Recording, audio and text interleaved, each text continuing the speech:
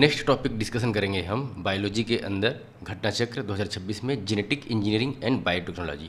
इसमें भी बहुत सारा डिस्क्रिप्शन दिया हुआ है जेनेटिक इंजीनियरिंग चाहे जेनेटिक मॉडिफिकेशन से रिलेटेड। इसमें भी अपना डिस्कशन हम एमसीक्यूज़ को डिस्कशन करते हुए जो है आगे बढ़ेंगे, जिससे जो है हम अपने कंसेप्ट को भी क्लियर कर लेंगे और एग्जाम का जो है प्रिपरेशन भी हमारा साथ साथ हो जाएगा। फर्स्ट क्वेश्चन है इसमें, the micro satellite DNA is used in the case of which one of the following. तो माइक्रो सेटेलाइट डीएनए जो है किस केस में किसके लिए यूज किया जाता है? तो ये इसका आंसर है A, the studying the evolutionary relationships among the various species of the fauna. तो जो वेरियस स्पीसीज फना के हैं, फना इन द सेंस जो एनिमल वगैरह से संबंधित होते हैं, जूलॉजी से संबंधित जो हमारा चीज़ है, तो उसमें जो है उसके इवोल्यूशनरी रिलेशनशिप जो है वेरियस ऑर्गन्स वगैरह जो होते हैं, वेरियस स्पीसीज जो होती है, उसके बारे में स्टडी हमको माइक्रो सेटेलाइट डीएनए के थ्रू पता चलता है। तो micro satellite DNA is related to genomics refer to a short segments of the DNA. तो डीएनए के एक शॉर्ट सेगमेंट्स जीनोमिक्स से रिलेटेड माइक्रो सेटेलाइट उसको बोलते हैं। यूजुअली जो है 1 to 6 और उससे ज़्यादा जो है base pair in the length that is repeated multiple times in a succession at the particular genomics location. This DNA sequence are the typically a non coding. तो एक्चुअल में जो है अगर इसको शॉर्ट फॉर्म में अगर हम समझा जाए इस एमसीक्यू, तो जो है माइक्रो सेटेलाइट एक तरीके से जो है स्टडी है जो कि एक इवोल्यूशनरी रिलेशनशिप हमको रिप्रेजेंट करता है, तो वेरियस स्पीसीज ऑफ द फना और उसके और भी जो स्पीसीज एसोसिएटेड होते हैं उसके बारे में। नेक्स्ट क्वेश्चन है, with reference to the recent development in the science which one of the following statement is not correct. Not correct पूछ रहा है इसमें, आईएएस की प्रीलिम्स 2019 में ये क्वेश्चन पूछा है। Functional chromosomes can be created by the joining segments of the DNA taken from the cells of the different species. Different species के जो है डीएनए सेगमेंट्स को कनेक्ट करके जो है फंक्शनल क्रोमोसोम्स बनाया जा सकता है ज्वाइंट करके। Pieces of the artificially function DNA can be created in the laboratories. A piece of the DNA taken out from the animal cells can be made a replicate outside a living cell in a laboratory. Cells taken out from the plants and animals can be made to undergo cell division in a laboratory petri dishes. तो इसमें not correct पूछा है, answer इसमें यह है कि A, जो functional chromosomes can be created by joining segments of the DNA taken from the cells of the different species, ये गलत आंसर है। बाकी आंसर जो है सही है, क्योंकि ये फंक्शनल जो chromosomes can not be created by the joining segments of the DNA taken from the cells of the different species through the recombination DNA technique only functional DNA can be created. तो जो functional DNA जो होता है उसको केवल जो है recombination DNA technique के थ्रू जो है क्रिएट किया जा सकता है। बाकी अगर हम ये सोचें कि जो है अदर स्पेसीज़ के डिफरेंट स्पेसीज़ के जो है डीएनए को निकाल करके उसको ज्वाइन करके फंक्शनल क्रोमोसोम्स बनाया जाएगा, वो ऐसा सही नहीं। फिर जो है नेक्स्ट क्वेश्चन है, which of the following is the first human hormones produced by the recombinant DNA technology. तो फर्स्ट ह्यूमन हार्मोन्स जो है बनाया गया था फर्स्ट टाइम जो है रिकॉम्बिनेंट डीएनए टेक्नोलॉजी के लिए, तो वो क्या आंसर है? तो इंसुलिन बनाया गया था फर्स्ट टाइम। इसको एक बार देख लीजिए, क्योंकि ये प्रीलिम्स 2024 उत्तराखंड पीसीएससी में पूछा है, तो ये एक रिसेंट डेवलपमेंट है। तो ये किसी भी स्टेट पीएससी में, चाहे बीपीएससी में चाहे यूपीपीएससी में, ये इसके लिए इंपॉर्टेंट हो जाता है कि जो फर्स्ट ह्यूमन हार्मोन जो है प्रोड्यूस किया गया था रिकॉम्बिनेंट डीएनए टेक्नोलॉजी के थ्रू, तो वो है इंसुलिन। एक्सप्लेनेशन अगर समझा जाए तो first human hormone produced using recombinant DNA technology using technology was the insulin. In 1982 US food and drug administration approved the humulin Eli Lilly's recombinant insulin made from the Genentech's specially modified bacteria. इसको जो है first time जो है ये drug produce किया गया था through the recombinant DNA technology and it was the first among the genetically engineer product to available to the consumer. तो एक तरीके से देखा जाए ह्यूमन हार्मोन्स को लेकर के ये जेनेटिकली इंजीनियर्ड जो प्रोडक्ट है इंसुलिन, ये अपने आप में पहला जो है ये प्रोडक्ट था जिसको रिकॉम्बिनेंट डीएनए टेक्नोलॉजी के थ्रू जो है प्रोड्यूस किया गया था। तो ये इंपॉर्टेंट है, क्योंकि ये कोई भी चीज़ फर्स्ट लास्ट ये सब चीज़ें होती है वो इंपॉर्टेंट हो जाती है। फिर नेक्स्ट है, with reference to the recent development regarding the recombinant vector vaccine consider the following statement. तो रिकॉम्बिनेंट वेक्टर वैक्सीन से रिलेटेड है ये। Genetic engineering is applied in the development of this vaccines, bacteria and virus are used as a vectors. तो इसमें दोनों सही हैं कि जो रिकॉम्बिनेंट वेक्टर वैक्सीन जो डेवलप किया गया था इसमें जेनेटिक इंजीनियरिंग टेक्नोलॉजी का यूज किया गया था for the development of the vaccine, और साथ साथ जो है इसमें वेक्टर्स मतलब जिसके थ्रू जो ये ट्रांसमिट हो रहा है, जिसके थ्रू ये डेवलपमेंट हो रहा है, उसके लिए बैक्टीरिया और वायरस दोनों इन्वॉल्व हैं। आईएएस के प्रीलिम्स 2021 में ये क्वेश्चन पूछा था। तो live recombinant vector vaccine are made of the live attenuated viral और बैक्टीरियल स्ट्रेन। तो लाइव एटीन्यूएटेड जो वायरस वगैरह होते हैं चाहे बैक्टीरिया होते हैं, तो उसके स्ट्रेन को यूज करके जो है लाइव रिकॉम्बिनेंट वेक्टर वैक्सीन को डेवलप किया गया था। यूज एज ए वेक्टर, और ये जो है एटीन्यूएटेड वायरल और जो बैक्टीरिया होता है उसको as a vector to carry the genes encoding the desired vaccine antigens. तो जो वैक्सीन के अंतर्गत जो एंटीजेंस होता है तो उसको एक तरीके से इनकोड करने के लिए वेक्टर के रूप में वायरस वायरस और बैक्टीरिया के स्ट्रेन का यूज किया गया था। इन जनरली देखा जाए तो दीज वैक्सीन लाइव वायरल और bacterial vector is genetically engineer to express a variety of exogenous antigen in the cytoplasm of the targeted T cells. Live recombinant vector vaccine have a number of attractive feature. इसके अंदर feature क्या क्या होता है, जिसके अंदर पहला तो ये हुआ कि ability to stimulate both humoral and the cell mediated immunity. फिर जो है रिकॉम्बिनेंट वेक्टर वैक्सीन जो है it's like a natural infection, so they are specially good at teaching the immune system how to fight the germ. फिर जो है 2013 का एक क्वेश्चन है, ये एक्चुअल में एक क्वेश्चन था कि रिकॉम्बिनेंट डीएनए टेक्नोलॉजी ये जो है जीन्स का ट्रांसफ़र को कैसे अलाउ करता है। रिकॉम्बिनेंट डीएनए टेक्नोलॉजी क्या है, जेनेटिक इंजीनियरिंग है। तो ये कैसे करता है, तो इसमें ऑप्शन दिया हुआ है कि across the different species of the plant, from animal to the plant, from micro organism to the higher organism. तो ये जो है इसका आंसर है सही तीनों जो है रिकॉम्बिनेंट डीएनए टेक्नोलॉजी जो है ये अलाउ करता है genes transfer through the process of different species of the plant, animals से प्लांट में ट्रांसमिशन और माइक्रो ऑर्गेनिज्म से हायर ऑर्गेनिज्म में जो है ट्रांसफॉर्मेशन ये प्रोवाइड करता है। Recombinant DNA technology is use to cut a known DNA sequence. जैसे डीएनए सीक्वेंस कैसा होता है, जैसे ये इस टाइप का सीक्वेंस होता है डीएनए का, तो इस पार्ट को मान लीजिए कट करना है, तो ये DNA sequence from a one organism and introduce into the another organism thereby altering the genotype of the recipient. तो जैसे इस टाइप से जो सीक्वेंस है, तो यहाँ पे कट करके यहाँ पे इसको कट करके इसमें अटैच कर दिया गया, तो ये रिकॉम्बिनेशन डीएनए टेक्नोलॉजी हो गया। इसमें जो है दूसरे ऑर्गेनिज्म में इसको इंट्रोड्यूस किया जाता है, जिसके चलते जो जीनोटाइप ऑफ जो रिसिपिएंट्स है वो चेंज हो जाता है। जो foreign DNA sequence can be introduced into the bacteria, east, virus, plants और एनिमल सेल्स वगैरह में ये चीज़ किया जा सकता है। इस तरीके से जो जेनेटिकली इंजीनियरिंग जो चीज़ है, या हम इसको बोले रिकॉम्बिनेंट डीएनए टेक्नोलॉजी जो है, allows selected individual gene sequence to be transfer from one organism into the other and also between the non related species. तो नॉन रिलेटेड स्पीसीज में भी इसका ट्रांसफर किया जा सकता है। फिर जो है इसमें ये एक पूछा है, ये थोड़ा सा मतलब एक सीक्वेंस जानना था, 2013 राजस्थान का क्वेश्चन है ये, कि step of recombinant DNA technology क्या होता है, किस तरीके से जो इसका स्टेप होता है, एक सीक्वेंस वाइज हमको लगाना है। तो जैसे क्या है कि identification and isolation of the genetic material, fragmentation of the DNA, obtaining the foreign gene product, downstream processing, ligation of the DNA fragmentation into the vector, isolation of desired DNA fragments, amplification of the gene of the interest और transfer of the recombination DNA into the host cell of the organism। Answer दिया हुआ है इसका C answer दिया हुआ है, मतलब जो है पहले ए आएगा, ए क्या है आइडेंटिफिकेशन एंड आइसोलेशन होगा जेनेटिक मटेरियल का, फिर बी आएगा जो फ्रेगमेंटेशन ऑफ द डीएनए, फिर इसके बाद एफ करेंगे हम तो isolation of the desired DNA, जो डिजायर्ड डीएनए फ्रेगमेंट्स होगा उसको आइसोलेट करना होगा। फिर उसके बाद जो है amplification of the gene of the interest, जिस जीन का मतलब जिस जीन को हमको यूटिलाइज करना है तो उसको एम्प्लीफाई करना पड़ेगा। उसके बाद हमारा आता है कि ligation of the DNA fragmentation into the vector, और उसके बाद फिर आएगा हमारा एच का मतलब transfer of the recombinant DNA into the host cell. तो यहाँ पर जो एक तरीके से जिस मतलब फॉरेन सेल्स को जो है होस्ट सेल में ट्रांसफ़र करना है, तो यहाँ पर रिकॉम्बिनेशन उसका करना पड़ेगा।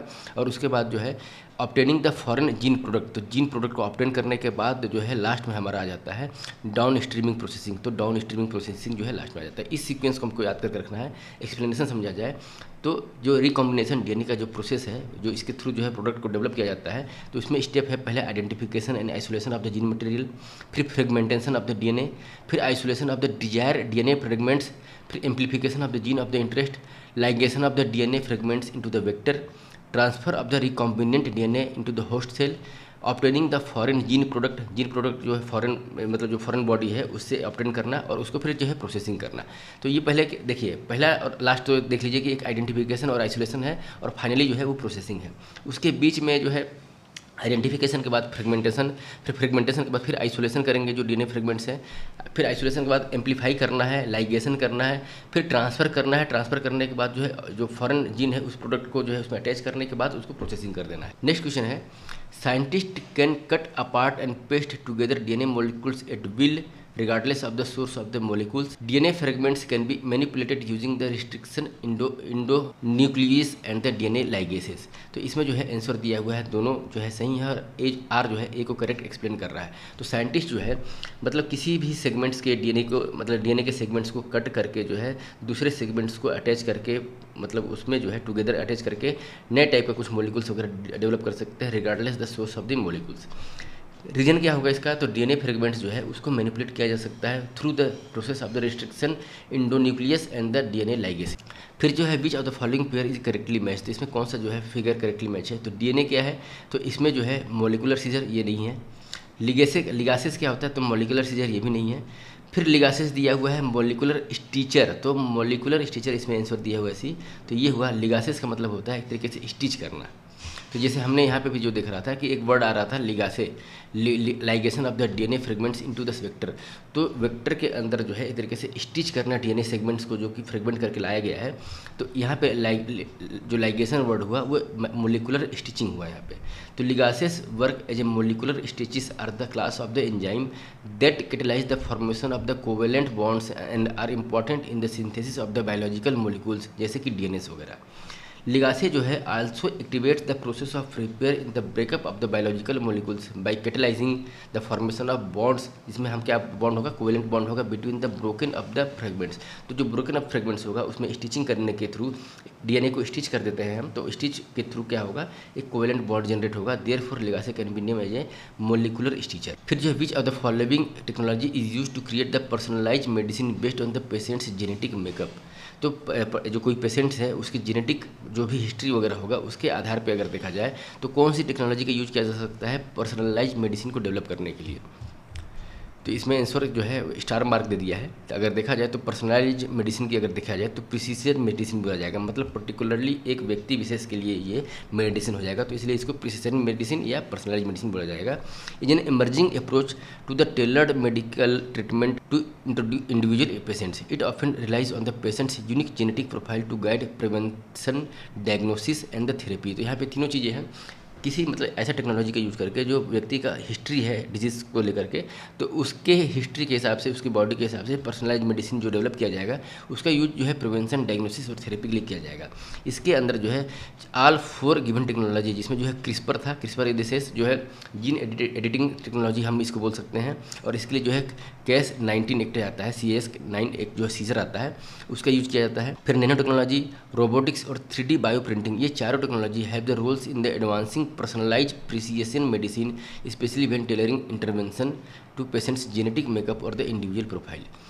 क्रिस्पर CRISPR इसको बोलते हैं, ये direct tool for the gene based personalisation, जबकि नैनो टेक्नोलॉजी और 3D बायो प्रिंटिंग जो होता है ये पर्सनलाइज डिलीवरी सिस्टम को मतलब फॉलोअप करता है, और बायोलॉजिकल प्रोडक्ट वगैरह जो है and robotics enables the practical implementation of the personalize treatment. तो यहाँ पर जो है जैसे कि डायरेक्टली अगर देखा जाए तो CRISPR जिसको हम बोलेंगे, जो DNA का जो है एडिटिंग टेक्नोलॉजी वगैरह होता है, जीन एडिटिंग चाहे जीन इंजीनियरिंग बोला जाए, तो उस टेक्नोलॉजी का तो यूज़ करके हम डायरेक्टली जो है पर्सनलाइज मेडिसिन डेवलप कर सकते हैं, टेलर्ड इंटरवेंशन कर सकते हैं।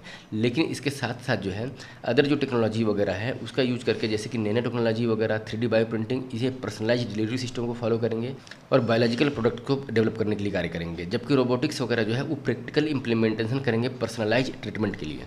और this overlapping contribution taking only one of them as the whole correct answer is arguably ambiguous और इनवैलिड। UPSC जो है इसको जो है क्वेश्चन को ही डिलीट कर दिया गया था जब इस पर ऑब्जेक्शन हुआ। Cas9 जैसे हमने यहाँ पे डिस्कशन किया कि Cas9 क्या होता है, तो Cas9 protein that is often mention in the news, ये क्या चीज़ है, तो एक सीजर होता है, एक सीजर होता है, जैसे जीन को कटिंग करना है, ये जीन हमारा ये है और यहाँ पे कट करना है, तो इस कटिंग करने के लिए जिस टूल का यूज़ किया जाता है उसको हम Cas9 बोलते हैं। ये मोलिकुलर सीजर है used in the targeted gene editing. तो Cas9 एक प्रोटीन होता है, is actually a molecular scissor used in the targeted gene editing. Its main function is to cut DNA and therefore it can alter cells genomes. तो cutting के through जो है cells genome के characteristics को alter करता है ये। In the CRISPR CRISPR हम बोलेंगे Cas9 gene editing technology. The CRISPR जो है ये स्टैंड करता है clustered regularly interspaced short palindromic repeats, इसका फुल फॉर्म हुआ is a specialised stretch of the DNA, while the Cas9 जो है एक एंजाइम होता है that acts like a pair of the molecular scissor capable of cutting strands of the DNA। This technology was adopted from the natural defence mechanism of the bacteria and Archie. By the delivery of the Cas9 molecules complex with the synthetic guide RNA into a cell, the cell genomes can be cut at the desired location, allowing existing genes to be removed and or new ones to be added. Next question है RNA interference technology has gain popularity in the past few year वाई। तो ये technology है क्या चीज़, और popularity जो है अभी फ्यू ईयर में ही इसने गेन किया है। ऑब्जेक्टिव है it is used in the developing gene silencing therapies, it can be used in the developing therapies for the treatment of the cancer. तो ये आरएनए इंटरफेरेंस जो है ट्रीटमेंट ऑफ द कैंसर के लिए जो है थेरेपी के रूप में इसको डेवलप किया जा सकता है। ये दूसरा जो है एब्सोल्यूटरी राइट है। It can be use to develop hormones replacement therapy, it can be use to produce crop plants that are resistant to the viral pathogen. तो क्रॉप रेजिस्टेंस वायरल पैथोजन्स वगैरह होते हैं उसके अगेंस्ट में work करने के लिए ये भी जो है दूसरा भी चौथा भी सही है। तो 2 और 4 जो है आंसर इसमें जो है सही। आंसर क्या दिया हुआ है, द सिलेक्ट इज करेक्ट। तो आंसर दिया हुआ है ए। तो 1, 2 और 4। 1 क्या है, it is used in the developing gene silencing therapies. तो जीन साइलेंसिंग थेरेपी के लिए भी इसका यूज किया जा सकता है। तीसरा जो है इसमें रॉन्ग है, it can be use to develop hormone replacement. तो आरएनए इंटरफेरेंस आरएनए अगर देखा जाए तो एक बायोलॉजिकल प्रोसेस है in which the RNA molecules inhibit gene expression और translation by the neutralising target of the mRNA molecules. It is used to developing gene silencing therapy. RNAi is being explored as a form of treatment for the variety of disease. इसमें ads से related hepatitis, Huntington disease और cancer के treatment के लिए भी जो है prominence दिखता है। और बहुत सारी स्टडी ये भी बताती है और डेमोन्स्ट्रेट देती है कि RNA can provide a more specific approach to inhibit tumour growth by the targeting the oncogene. Using the RNA technology, scientists have made major breakthrough in the introducing resistance to many viruses in the various crops. Thus, RNAi technology can be used to produce crop plants that are resistant to the viral pathogen. तो इसके आधार पर देखा जाए तो 1, 2, 4 सही हो जाता है। तीसरा स्टेटमेंट जो है वो करेक्ट नहीं है। Development of the hormone replacement therapy there is a no role of RNA interference. तो जो हार्मोन्स के रिप्लेसमेंट के लिए जो मतलब जो है थेरेपी चाहिए उसमें RNA का कोई रोल नहीं। नेक्स्ट है, what is the expanded form of the mRNA that has been widely discussed since the beginning of the pandemic. तो पेंडेमिक कौन सा है यहाँ पे, जब हम अगर 2023 का क्वेश्चन है तो ये पेंडेमिक कोविड-19 से रिलेटेड हो जाता है। तो इस पेंडेमिक के बिगिनिंग से के बाद से जो है mRNA एक टर्म यूज हो रहा है, इसका फुल फॉर्म क्या हुआ, तो मैसेंजर राइबोन्यूक्लिक एसिड। तो M जो होता है वो मैसेंजर हो जाता है, बाकी RNA। In the context of recent advanced in human reproduction technology pro nuclear transfer is used for that. तो ये प्रो न्यूक्लियर ट्रांसफर क्या होता है, 2020 में ये क्वेश्चन पूछा है। तो prevention of the mitochondrial disease in the offspring. तो माइटोकॉन्ड्रियल डिजीज जो है मतलब जो बच्चे अगर नेक्स्ट जो जनरेशन में बच्चे जो पैदा होते हैं तो उसमें माइटोकॉन्ड्रियल डिजीज ना हो, उसको प्रिवेंशन के लिए प्रो न्यूक्लियर ट्रांसफर जो है थेरेपी यूज किया जाता है।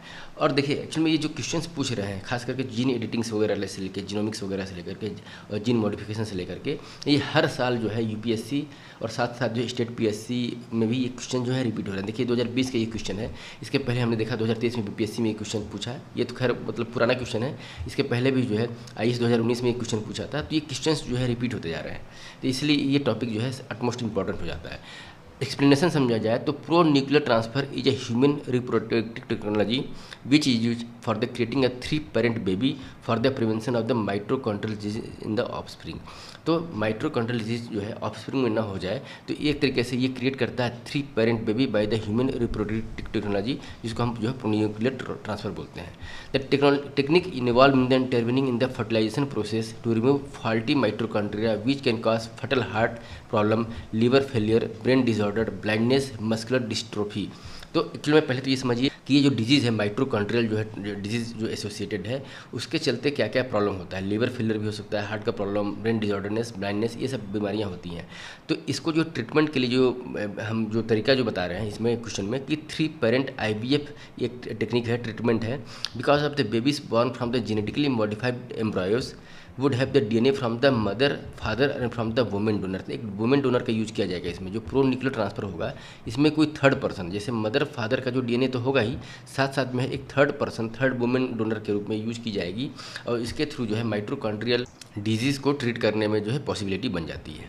नेक्स्ट क्वेश्चन है, in the context of hereditary disease consider the following statement. Passing one mitochondrial disease from the parent to child can be prevented by the mitochondrial replacement therapy either before or after in vitro fertilization of the egg. तो जैसा कि just हमने जो है इस पहले वाले question में डिस्कशन किया, तो ये जो है जो IVF के थ्रू जो है अगर हम प्रॉपर ट्रीटमेंट करें, रिप्लेसमेंट थेरेपी वगैरह अपनाएं, तो इसमें जो है चाइल्ड को प्रिवेंट किया जा सकता है। जो चाइल्ड बर्थ होगा उसको माइटोकॉन्ड्रियल डिजीज़ को ट्रांसफर करने में प्रिवेंट कर दिया जाएगा, जो हेरिडेटरी डिजीज़ है।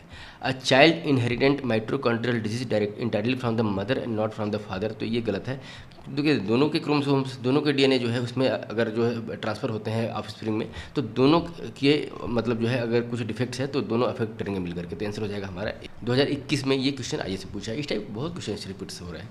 तो माइट्रोकॉन्ड्रियल रिप्लेसमेंट थेरेपी, MRT इसको बोलेंगे, sometimes called mitochondrial donation, is the replacement of the mitochondrial in one or more sales to prevent the और जो है एम्यूलेट द डिजीज। तो डिजीज़ को प्रिवेंट करने के लिए, चाहे डिजीज़ के कंडीशन को बेटर करने के लिए MRT टेक्नोलॉजी का यूज किया जाता है। इसमें जो है ओरिजिनली एक species form of the in vitro fertilisation in which some और all the future babies mitochondrial DNA comes from the third party. तो जो माइट्रोकॉन्ड्रिया जो कि मतलब जो है मेल और फीमेल दोनों के अगर डिफेक्टेड हैं, तो ये दोनों के ऑफस्प्रिंग में जो है तीसरे व्यक्ति का, तीसरे वुमेन थर्ड पार्टी का जो है इंट्रोड्यूस किया जाता है through the mitochondrial DNA technology. This technique is used in the case when mothers carry genes for the mitochondrial disease. This therapy is approved in the United Kingdom. UK में जो है इसको अप्रूव कर दिया गया था। At the present the 3MRT technique is used in maternal spindle transfer, pro nuclear transfer and the newest technique polar body transfer. ये 3 चीज़ों में जो है इसका यूज किया जाता है MRT टेक्नोलॉजी का। जो mitochondrial donation can be performed either prior to और the shortly after the fertilisation. In both cases this is the before the fertilise egg become an embryo and hence one statement is correct. तो मतलब before जो embryo एक shape में जब आ जाता है foetus, तो उस शेप में आने से पहले फर्टिलाइजेशन के टाइम या उससे बिफोर भी जो है ये डोनेशन के थ्रू, माइट्रोकॉन्ड्रियल डोनेशन के थ्रू जो है इस बीमारी को सॉर्ट आउट किया जा सकता है। नेक्स्ट क्वेश्चन है, Dolly was the first cloned mammal. तो डॉली जो है फर्स्ट क्लोन मम्मल थी, ये एब्सोल्युटली सही है। Dolly was produced by the in vitro fertilization. तो आंसर सी दिया हुआ है, ये फॉल्स है। तो डॉली जो है एक was born in the Roslin institute of the Scotland. तो Roslin institute of the Scotland में 1996 में जो है वो इसको जो है जन्म दिया गया था बाय द एफर्ट ऑफ जिन विल्मट और Keith Campbell and their colleagues. तो ये सब मिल करके जो है साइंटिस्ट ने इसको जो है एक तरीके से क्लोन एनिमल के रूप में, ममल्स के जो है डॉली को बर्थ दिया था। ये जो है she was the first mammal in the world cloned from the adult somatic cells successfully. तो सोमेटिक सेल्स को जो है क्लोन करके जो है सक्सेसफुली इसको बर्थ दिया गया था। Dolly was develop by the conventional cloning technique not by the in vitro fertilization. तो कन्वेंशनल जो क्लोनिंग टेक्निक था उसके थ्रू जो है उसको डेवलप किया गया था, न कि इन विट्रो फर्टिलाइजेशन के through. In vitro fertilization is accepted widely for the effective treatment of the infertility. तो इनफर्टिलिटी को ट्रीट करने के लिए IVF का यूज किया जाता है। फिर which of the facts about the Dolly, एक शिप जो थी, ममल्स जो थी, is the first mammal cloned from an adult somatic cell is not correct. तो नॉट करेक्ट पूछ रहा है। 2016 का ये क्वेश्चन। डेवलप कब किया गया था इसको? 1996 में किया गया था। राजस्थान में इसको जो है 2016 में ये क्वेश्चन पूछा है।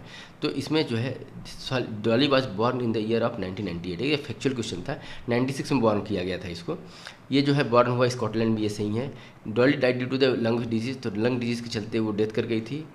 Dolly died in the year of 2003। तो ये जो है फैक्चुअल क्वेश्चन था। आज के डेट में मतलब जो है इतना ओल्ड जो करंट अफेयर है शायद रिलेवेंट न रहे।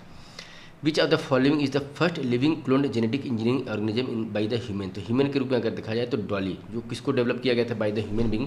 तो डॉली जो शिप थी उसको डेवलप किया गया था हमने आपकी। फिर the scientist of the NDRI Karnal Haryana जो है उन्होंने डेवलप किया the second clone of the which one of the following animal. तो इसको जो है बुफेलो आंसर है। तो फर्स्ट जो है वर्ल्ड का जो है the first world cloned buffalo जो है वो Samrupa through the hand guided cloning technique was born in the 6 February 2009 in NDRI Karnal and subsequently the second clone calf Garima was born in the 6 June 2009 with the birth weight of the 43 kg। तो इसमें देखा जाए first जो है clone buffalo क्या था? समरूपा, और second clone buffalo है गरिमा। 2009 में जो है 6 फरवरी 2009 में जो है करनाल में डेवलप हुआ था, और उसके बाद 6 जून जो है 2009 को फिर दोबारा जो है 43 kg का जो है फिर गरिमा का। फिर गरिमा 2 इज़ द नेम ऑफ। तो गरिमा 2 किसका नाम है? तो क्लोन बुफेलो का नाम है। 2009 में ये क्वेश्चन पूछा है। जो NDRI के जो साइंटिस्ट हैं उनके द्वारा जो है करनाल में जो है डेवलप किया गया था क्लोन ऑफ द बुफेलो जिसका नाम था Garima 2 on the 22 August. Clone buffalo Garima 2 gave birth healthy female calf Mahima NDRI on the फरवरी 2013 में जो है इसने बर्थ दिया था। गंगा, तो 22 नंबर क्वेश्चन है। Ganga India first clone cow born in the March 2023 में जो है belong to in which breed. तो किस ब्रीड से बिलोंग करती है ये काऊ जिसका नाम गंगा रखा गया है? क्लोन्ड काऊ जो है बॉर्न किया गया था। तो इसको जो है गिर नस्ल से, ये ग्रीन ब्रीड से जो है गिर ब्रीड से जो है बिलोंग करती थी। करनाल बेस्ड जो है national dairy research institution NDRI बोलेंगे जिसको, has clone the first ever in the India female calf of the indigenous cow breed Gir that was capable of producing over the 15 litre milk per day. ये India का first clone Gir female calf जो है, जिसका नाम गंगा रखा गया था, produce किया गया था, बर्थ दिया गया था। She was born in the 16 March 2023। The which country has produces the first transgenic glowing pigs that are all green from the inside out? तो ग्रीन कलर में जो है फर्स्ट ट्रांसजेनिक ग्लोइंग पिग जो है produce किया गया था किस देश के द्वारा? तो ताइवान के द्वारा। आंसर क्या है? Taiwan. The researchers group of the national Taiwan university produced first transgenic glowing pigs in 2006। 3 male transgenic pigs were born by the introducing glowing green protein in their embryo of the। फिर जो है Injaz is the name of the world's first clone. तो ये क्या था? Camel. Camel अब actually में इस जो फैक्चुअल क्वेश्चंस वगैरह हैं उसको हमको जो है याद रखना है। जैसे कि इंजाज जो है फर्स्ट क्लोन कैमल था, तो वर्ल्ड का फर्स्ट फीमेल क्लोन कैमल इंजाज जिसको डेवलप किया गया था दुबई यूएई के दुबई में जो है कैमल को रिप्रोड्यूस किया गया था। फिर which of the following statement is about a clone of the organism is the correct. तो करेक्ट क्या है? क्लोन ऑर्गेनिज्म जो डेवलप किया जा रहा है उससे रिलेटेड क्या ट्रू है? 2023 का ये क्वेश्चन, 2003 का ये क्वेश्चन है राजस्थान में। A clone has characteristics of the both its parents. A clone is produced asexually. Identical twins are clones of an organism. Two clones of organism may not be identical. तो पहला कि इसमें सही कौन सा है पूछा है, तो ये असेक्सुअल प्रोडक्शन होता है। क्लोन का मतलब हुआ कि इसमें सेक्स के थ्रू जो है प्रोडक्शन नहीं होता है, असेक्सुअल प्रोडक्शन होता है। ये एक्चुअली में सही है। बाकी जो है ज़रूरी नहीं है, हम क्लोन करते हैं तो जिसका करेक्टरिस्टिक्स जिसका भी चाहेंगे हम इंट्रोड्यूस कर सकते हैं, बोथ पेरेंट्स का नहीं होता है। Identical twins are clones of an organism, ये भी जरूरी नहीं है। आइडेंटिकल हम ऑर्गेनिज्म डेवलप भी कर सकते हैं, ट्विन डेवलप कर सकते हैं थ्रू द डिफरेंट ऑर्गेनिज्म को क्लोन करके भी। टू क्लोन्स ऑफ ऑर्गेनिज्म में नॉट बी आइडेंटिकल, ये भी गलत है। मतलब इसमें पॉसिबिलिटी कुछ भी है, बस ये है कि असेक्सुअल प्रोडक्शन इसका होता है। Any organism whose genetic information is identical to the other parents organism is known as a clone. तो क्लोन का इसमें डेफिनेशन क्या है कि कोई भी ऑर्गेनिज्म जिसका जेनेटिक इन्फॉर्मेशन जो है वो बराबर हो, आइडेंटिकल हो to the that of the parent organism. जो पेरेंट ऑर्गेनिज्म है उसके आइडेंटिकल अगर उसके ट्रेड्स हैं, जेनेटिक इन्फॉर्मेशन है, तो उसको हम क्लोन बोलेंगे। They have produce asexually and are identical to the parent in all or any organism. The process to obtain clone is called as a cloning. Identical twins are not clones. Two clones of an organism are the identical. फिर in case of the test tube baby, इसके related क्या question है, सही कौन सा है? तो fertilization takes place outside the mother's body. तो टेस्ट ट्यूब बेबी में क्या होता है कि फर्टिलाइजेशन जो है वो आउटसाइड ऑफ द मदर्स के बॉडी में होता है, बाकी रिमेनिंग जो है वो गलत है। Fertilization takes place inside the test tube. Development of the baby takes place inside the test tube, ये बिल्कुल गलत हो जाएगा अगर हम वैसे भी देखें तो। जो बेबी का डेवलपमेंट टेस्ट ट्यूब के भीतर नहीं होता है। Unfertilized egg develop inside the test tube, तो ये भी नहीं है। आंसर हो जाएगा हमारा fertilization takes place outside of the mother. The female who are not able to conceive a natural pregnancy their eggs are artificially fertilize. तो उसके एग्स को आर्टिफिशियली फर्टिलाइज किया जाता है। Child born by the IVF technique is known as the test tube baby. तो जो IVF जो है इन विट्रो फर्टिलाइजेशन जो होता है उससे बर्थ लेने वाले बच्चों को टेस्ट ट्यूब बेबी बोला जाता है। स्पर्म और एग का फर्टिलाइजेशन होता है which happens naturally in the female fallopian tube takes place in the petri dishes artificially outside of the mother's body. तो मदर के बॉडी से आउटसाइड जो है पेट्री डिशेस में उसको जो है फर्टिलाइजेशन किया जाता है। After this fertilized embryo are implanted in the uterus of the female for getting new offspring. तो फिर बाद में जो है फर्टिलाइजेशन के बाद से फिर से जो है फीमेल की यूट्रस में इसको इंट्रोड्यूस कर दिया जाता है जिससे नया offspring generate. Which consider the following effect of the genetic engineering. तो जेनेटिक इंजीनियरिंग का क्या इफेक्ट है इसको अगर देखा जाए तो इसमें दिया है 1, 2 एंड 3। तो डिजीज रेजिस्टेंस ये भी सही है। ग्रोथ प्रमोट करता है जेनेटिक इंजीनियरिंग, ये भी सही है। एनिमल क्लोनिंग करता है, ये भी सही है। ह्यूमन क्लोनिंग अभी तक इसमें नहीं हुआ है। 2003 और 2000 का ये क्वेश्चन था, इसके अकॉर्डिंगली जो है D. Through the genetic engineering disease resistance, growth enhancement, animal cloning, ये सब चीज़ें जो है अचीव कर लिया गया है successfully. But human cloning has not got proper fruitful result because it is a controversial और बैंड। और एथिकल क्वेश्चन भी इसमें आ जाता है कि अगर ह्यूमन को ही क्लोन करके पैदा करने लगे तो फिर तो मतलब जो है सृष्टि ही इधर उधर चली जाएगी। इसलिए जो है ये चौथा जो है एब्सोल्युटली रॉन्ग आंसर हो जाता है। अभी इसके चलते अभी इसमें कुछ भी जो है डेवलपमेंट अभी दिख नहीं रहा। नेक्स्ट क्वेश्चन है मैच द फॉलोइंग लिस्ट 1 से लिस्ट 2 को मैच करना है। तो अचीवमेंट इन द जेनेटिक्स दिया हुआ है। दूसरा जो है साइंटिस्ट कौन इसके लिए responsible. Discovery of the transduction and the conjugation in the bacteria, establishing the sex link inheritance, isolation of the DNA polymerase from the E. coli और establishment of the complete genetic code. Answer है इसका D. इसको explanation से हम समझने की कोशिश करते हैं कि bacterial conjugation is the transfer of genetic material between the bacterial cells by the direct cell to cell contact और by the bridge like connection between the two cells. ये डिस्कवरी किया गया था। जैसे इसमें क्या होता है कि ये जो बैक्टीरियल कंजुगेशन जो है, इसमें जेनेटिक मटेरियल का ट्रांसफर होता है from one bacteria cells to the other bacteria cells. इसमें जो है direct cell to cell contact के थ्रू भी ट्रांसफर हो सकता है, या किसी एक कनेक्टिंग ब्रिज के से जो है, जिसमें जो दो सेल हैं और इसके बीच में जो है कुछ एक मीडियम के थ्रू ट्रांसफर हो सकता है, या तो डायरेक्ट कॉन्टैक्ट या तो बीच में कोई मीडियम के थ्रू भी ट्रांसफर हो सकता है जो है जेनेटिक मटेरियल। तो इस प्रोसेस को जो है 1946 में जोशुआ लेडरबर्ग और एडवर्ड तातुन के थ्रू जो है इसको डिस्कवर किया गया था, जिसको हम बोलेंगे बैक्टीरियल कंजुगेशन। फिर जो है bacterial transduction was discovered in the salmonella by the Norton Zinder और जोशुआ लेडरबर्ग के द्वारा 1952 में। Morgan was the first to establish the chromosomes theory of the inheritance. तो मॉर्गन के द्वारा जो है क्रोमोसोम्स थ्योरी ऑफ इनहेरिटेंस, मतलब जो है हमारा जेनेटिक जो ट्रेट्स वगैरह है, क्वालिटी वगैरह है, थ्रू द क्रोमोसोम्स जो ट्रांसफर होता है, इसकी थ्योरी को मॉर्गन ने एस्टेब्लिश किया गया था। He used fruit flies with the eye color mutation to demonstrate sex-linked inheritance pattern। फिर जो है डिस्कवरी बाय द आर्थर कॉरनबर्ग के द्वारा जो है 1956 में फर्स्ट नॉन डीएनए पॉलीमरेस जो है वो डिस्कवर किया गया था, जिसको हम ये बोल सकते हैं कि काइंड ऑफ फर्स्ट जो है polymerase. It is was initially characterised by the E coli and the is ubiquitously in the prokaryotics. Hargobind Khorana was the next जो है हमारा डिस्कवरी। हरगोविंद खुराना जो है एक इंडियन अमेरिकन बायोकेमिस्ट थे। उन्होंने जो है 1968 में नोबेल पुरस्कार जो है शेयर किया in the medicine with the Marshall W Nirenberg और रॉबर्ट डब्ल्यू होली के द्वारा for the research that helps to show how the order of the nucleotides in the nucleic acids which carry the genetic codes of the cells control the cells synthesis of the protein. तो इन्होंने जो है nucleotides जो है nucleic acid में होता है, तो उसके ऑर्डर को एक तरीके से डिकोड करके उसके में रिसर्च किया था, और इस डिकोडिंग के थ्रू उन्होंने ये बताया था कि किस तरीके से जो है सेल्स जो है प्रोटीन को सिंथेसाइज करता है। नेक्स्ट क्वेश्चन है, it present scientist can determine the arrangement of और the relative position of the genes और DNA sequence on a chromosome, how does this knowledge benefit us. तो ये जो है क्रोमोसोम्स का जो सीक्वेंस वगैरह है डीएनए वगैरह का, ये जो है जो जीन्स वगैरह का अरेंजमेंट वगैरह होता है, साइंटिस्ट जो है डिटरमाइन कर लेते हैं, अरेंजमेंट कैसा है वो पता कर लेते हैं। तो हमको ये जो क्रोमोसोम्स के सीक्वेंस वगैरह होते हैं डीएनए के, इसकी जानकारी होने से हमको किस तरीके से बेनिफिट मिलता है, तो उसका फ़ायदा क्या है। तो it is possible to know the pedigree of the livestock, it is possible to understand the cause of all the human disease. अब देखिए ये जो है IAS के एग्जाम है 2011 का, ऑल एक वर्ड आ गया। जब भी ऑल वर्ड आता था तो ये मान के लिए कि एक्सट्रीम जो है मतलब जो है ये क्वेश्चन मतलब जो ऑप्शन है तो ये अपने आप में गलत हो जाता था। दूसरे को हम एलिमिनेट करते हैं तो ये तीनों एलिमिनेट हो जाएगा, आंसर हमारा सी अपने आप आ गया। मैंने अभी थर्ड ऑप्शन पढ़ा नहीं। It is possible to develop a disease resistance animal breeds, तो ये पॉसिबिलिटी बता रहा है, तो कोई भी रिसर्च चल रहा है तो पॉसिबिलिटी उसकी हो सकती है।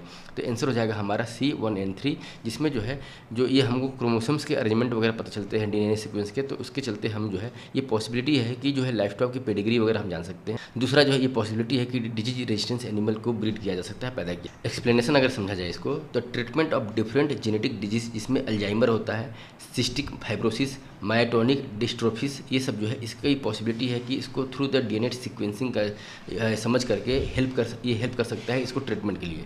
But this can not help to understand the cause of all human disease. और दूसरा जो है इसलिए दूसरा स्टेटमेंट जो है गलत हो जा रहा है। बाकी फिर जो है the sequence of the entire jeans of an organism was done in the 1996 that organism was. तो ईस्ट का जो है पूरा जो है जीनोम सीक्वेंसिंग जो है एक तरीके से समझ लिया गया था 1996 में। तो genomes of the budding yeast Saccharomyces cerevisiae was the first completely sequence from the eukaryotics से। 1996 में the work of the world wide effort of the hundreds of the researcher, ये जो है मतलब मल्टीपल जो हंड्रेड्स ऑफ रिसर्चर के through जो है ये वर्ल्ड वाइड एफर्ट का एफर्ट था, जिसमें ये जो है रिसर्च कर लिया गया। The world level programme human genome project is the related with the, तो ह्यूमन जीनोम प्रोजेक्ट किससे रिलेटेड था, तो identification and mapping of the human genes and its sequence. The cells which have the capacity to divides and differentiate into the any type of the cell in the body are the focus of the research for the several serious disease are the stem cell. 2006 में है कि ऐसा cells जिसके पास capacity है to divide and differentiate into the different type of the cell, मतलब stem cell के पास ऐसी कैपेबिलिटी है कि वो डिवाइड हो जाए और डिफरेंशिएट हो into different type of cell of the body, जिस पे रिसर्चर्स का मुख्य फोकस था 2006 में, तो वो स्टेम सेल था। स्टेम सेल क्या होता है? Are a unique as they have to the potential to develop into a many different cells type in the body, जिसमें जो है including the brain cells, but they also retain the ability to produce more stem cells, process term as a self renewal. तो अपने आप को renewal करने की process भी जो है स्टेम सेल्स के पास होती है। साथ साथ जो है उसके पास पोटेंशियल है to develop into the different body cells के रूप में, जिसमें ब्रेन के सेल्स भी शामिल हैं। They are the multiple types of the stem cells such as embryonic stem cells, induced pluripotent stem cells और एडल्ट और सोमेटिक स्टेम सेल्स के रूप में भी ये डेवलप हो जाता है। नेक्स्ट क्वेश्चन है, with reference to the stem cells frequently in the news, इसमें से कौन सा जो है करेक्ट है? तो stem cells can be derive from the mammals only. अब ये फिर वर्ड एक आ गया ओनली, ये एक्सट्रीम वर्ड है, मतलब जो है इस टाइप के जो है वर्ड ओनली, ऑल, एक्स, मतलब जो है ईच, एवरी, इस टाइप से जो है वर्ड ये जनरली जो है सही नहीं होते हैं। Stem cells can be used for the screening of the new drug, ये सही है। The stems can be use for the medical therapy, तो स्टेम सेल्स को मेडिकल थेरेपी के लिए ये तो मतलब यूज करते ही थे। तो आंसर हो जाएगा, जब हम एक को एलिमिनेट करते हैं तो ए एलिमिनेट हो गया और डी भी एलिमिनेट हो गया। इसका आंसर है बी, टू एंड। एक्सप्लेनेशन समझा जाए अगर इसको, तो stem cells are biological cells that can be differentiated into the specialized cells and can divided to produce more stem cell। तो मतलब जो है इसको एक स्पेशलाइज सेल के रूप में जाना जा सकता है और इसको और डिवाइड किया जा सकता है for the production of the new stem cells. They are found in the multi cellular organism. Mammals में अगर देखा जाए तो they are two broad types of the stem cell है। इसमें एक एम्ब्रायनिक स्टेम सेल्स होता है जो कि आइसोलेट किया जाता है from the inner cell mass of the blastocysts, and the adult stem cells जो दूसरा होता है which can be found in the various tissue. Stem cells can be derived from the mammals and also from the other multi cellular organism. Stem cells are frequently use in the various medical therapies, जैसे कि bone marrow के transplantation वगैरह में, and can be used for the screening the new drugs. तो stem cells के multiple use हैं new science invention में, discovery में, और साथ साथ जो एग्जिस्टिंग डिजीज़ वगैरह चल रहा है उसके ट्रीटमेंट से रिलेटेड भी जो है मेडिकल थेरेपी में भी इसका यूज है। इसको और डिवीजन करके, एक स्टेम सेल्स को डिवीजन करके जो है नए स्टेम सेल्स भी बनाए जा सकते हैं। ममल्स में ये दो कैटेगरी में पाए जाते हैं, एक एम्ब्रायनिक स्टेम सेल्स को बोला जा सकता है और दूसरा जो है एडल्ट स्टेम सेल के रूप में पाए जाते हैं। नेक्स्ट है, with reference to the latest development in the stem cells research, इसमें से consider the following statement. The only source of the human stem cells are the embryos at the blastocyst stage. तो ये फिर एक word आया only, मेरे को ये मतलब क्वेश्चन से नहीं समझ में आया, ठीक है, लेकिन क्या मैं एलिमिनेट कर सकता हूँ इसको? तो एक ये वर्ड आया ओनली, तो द ओनली सोर्स क्या है यहाँ पे जो है लेटेस्ट डेवलपमेंट जो हुआ है स्टेम सेल का, तो ये only source of the human stem cells are embryos at the blastocyst stage. तो ये ओनली वर्ड आया तो इसको हम गलत कर दिए। तो इसके आधार पे हमारा ए, सी और बी ये तीनों एलिमिनेट हो गया। आंसर हो जाएगा हमारा 3 और 4। बाकी ऑब्जेक्टिव ही देख लेते हैं। The stem cells can be derived without the causing destruction to the blastocyst, तो ये सही है, सॉरी ये भी गलत है, मतलब इसके हिसाब से अगर देखा जाए तो stem cells can be derived without the causing the destructive to the blastocysts. फिर the stem cells can regenerate themselves in vitro virtually for ever. Indian Research Center also created a few cells line which can be developed into many types of the tissues, तो ये भी सही है। तो हमारे जो एक एलिमिनेशन टेक्निक जो होता है उस एलिमिनेशन टेक्निक के आधार पे जो है हम इसको करेक्टली कर पाते अगर इसका आंसर हम नहीं भी जानते तो based on the cell type और टिश्यू ऑफ द ओरिजिन अगर देखा जाए तो स्टेम सेल्स को क्लासीफाई किया गया है as a somatic stem cells और द एम्ब्रायनिक स्टेम सेल्स। जो सोमाटिक स्टेम सेल्स होता है can be obtain from the different sources for the example the fetus वगैरह होता है, अम्बिलिकल कॉर्ड्स, प्लासेंटा, इन्फेंट्स और चाइल्ड्स और एडल्ट में। तो सोमाटिक स्टेम सेल्स यहाँ से हमको ऑप्टेन होते हैं। And from the different organ tissue जो हमारा जो है एक एम्ब्रायनिक स्टेम सेल्स होता है वो डिराइव होता है from the pre implantation embryos, जिसको हम बोलेंगे ब्लास्टोसाइस्ट।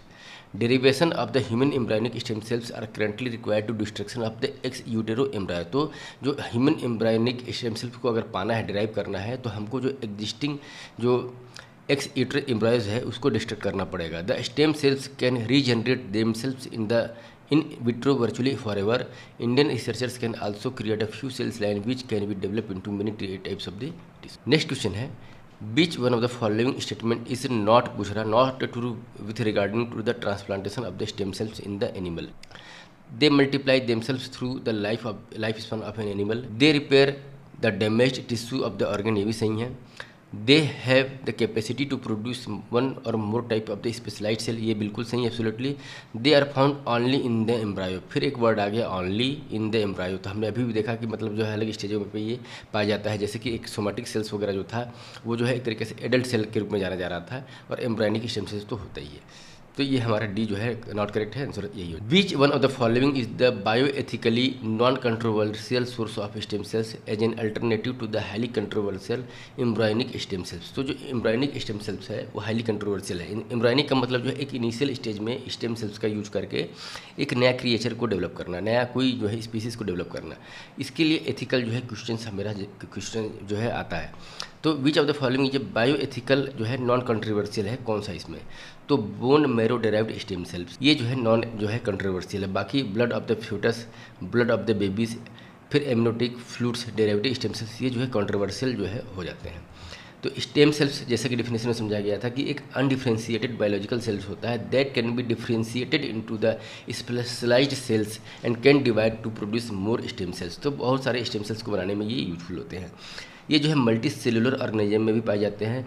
3 non accessible source of autologous adult stem sales in the human, जैसे कि बोन मैरो से मतलब इसको एक्सट्रैक्ट किया जाता है, which requires extraction by the harvesting that is drilling into the bone. फिर जो है this is ultimate alternative to controversial embryonic stem cells. तो जो इसका एक अल्टरनेट जो कंट्रोवर्शियल एम्ब्रायनिक स्टेम सेल्स होता है उसका एक तरीके से एक अल्टरनेट के रूप में जो कि नॉन कंट्रोवर्शियल है, इसको हम बोल सकते हैं। फिर अडाइपोस टिश्यू जिसको हम लिपिड सेल्स बोलते हैं, which requires extraction by the liposuction blood से, which requires extraction through the apheresis where the blood is drawn from the donor and pass through the machines and the extract the stem cells and return other portion of the blood to the donor. तो ये थोड़ा सा controversial हो जाता है। बस हमको ये जानना है, 2008 में ये क्वेश्चन पूछा था स्टेम सेल्स के बारे में। तो मतलब यह है इसमें bone marrow derived stem cells जो है वो नॉन कंट्रोवर्शियल। फिर नेक्स्ट क्वेश्चन है, genetic changes can be introduce in the cells that produces eggs or sperms of the prospective parents. A person genome can be edited before birth at the early embryonic stage, ये बिल्कुल सही है कि genome का जो है हम changes कुछ कर सकते हैं अगर अर्ली एम्ब्रायनिक स्टेज में उसको चेंज करने की कोशिश की जाए, एडिट करने की कोशिश। Human induced pluripotent stem cells can be injected into the embryo of A pig. तो प्लूरोपोटेंट जो है स्टेम सेल्स को जो है इंजेक्ट किया जा सकता है एम्ब्रायो ऑफ द पिग में, ये भी एब्सोल्युटली सही है। मतलब ये एक तरीके का रिसर्च है और यहाँ पे जो है कोई एक्सट्रीम वर्ड भी नहीं आ रहा है, रिसर्च से रिलेटेड जनरली जो है चीज़ें एक बार सही हो जाती है। तो डी हो जाएगा 1, 2, 3 ये तीनों सही हैं कि जेनेटिक चेंजेस जो है वो इंट्रोड्यूस किया जा सकता है in the cell in the early stage of the eggs और स्पर्म के प्रोस्पेक्टिव पेरेंट्स के रूप में। फिर जो है किसी व्यक्ति का जीनोम जो है वो एडिट किया जा सकता है एट द बर्थ के समय जो है, जब अर्ली एम्ब्रायनिक स्टेज में एडिट कर दिया जाए तो किया जा सकता है। फिर जो है ह्यूमन का जो है एक तरीके से प्लूरिपोटेंट स्टेम सेल जो है वो पिग के एम्ब्रायो में जो है एडिट मतलब इंजेक्ट किया जा सकता है, तीनों सही हैं। तो अगर देखा जाए तो जीन एडिटिंग टूल जो CRISPR क्रिस्पर का Cas9 जो एक सीजर होता है, एक genetic change can be introduce in the cell that can B produce eggs or the sperms of the prospective parents and a person's genomes can be edited before birth and the early embryonic stages. Researchers from the Oregon Health and Science University USA along with the colleague in the California, China, South Korea and that demonstrated that by repairing the mutation in the human embryo इसमें Cas9 जो scissor है उसका use करके जो है ये चीज़ें की जा सकती है। साथ साथ जो है research from the Spain, China and Japan ये भी बताता है कि ह्यूमन का जो है प्लूरिपोटेंट स्टेम सेल्स को इंड्यूस किया जा सकता है कि पिग के एम्ब्रायो में, इवन अप टू जो है माइस में और रैट में भी इंड्यूस किया जा सकता है। इन मार्च 2019 Japan changes it's rules on implanting human cells into the animal. तो जापान में ये चीज़ें चल भी रही है, इससे रिलेटेड रूल था उसको चेंज भी किया गया है। What is application of the somatic cell nuclear transfer technology? Objective है production of the biolarvicides, manufacturing of the biodegradable plastics, ये तो एब्सोल्युटली जो है रॉन्ग है। नेक्स्ट है reproduction of the cloning of the animals, reproduction of the organism free of the disease. तो answer दिया हुआ है सी, मतलब reproduction of the cloning of the animals. तो somatic cell nuclear transfer can be used in the embryonic stem cells research or in the regenerative medicine where it sometimes referred as a therapeutical cloning. इसका use जो है the first step in the process of reproduction of the cloning, reproducing through the cloning. The nucleus of the somatic cell is inserted into the enucleated egg cells. फिर hybridoma technology is a new biotechnology approach for the commercial production of. तो hybridoma technology जो है एक biotechnology का नया process है, नया technique है, जिसका कॉमर्शियल प्रोडक्शन में जो है मोनोक्लोनल एंटीबॉडीज़ को बनाने में किया जाता है। तो हाइब्रिडोमा टेक्नोलॉजी जो है मोनोक्लोनल एंटीबॉडीज़ को बनाने के लिए कॉमर्शियल लेवल पर एक बायोटेक्नोलॉजी टेक्निक है। हाइड्रोमा टेक्नोलॉजी, ये technology of farming hybrid cells line by fusing an antibody producing B cells with the myeloma B cell cancer cells that is selected for its ability to grow in tissue cultures and for an absence of antibodies chain synthesis.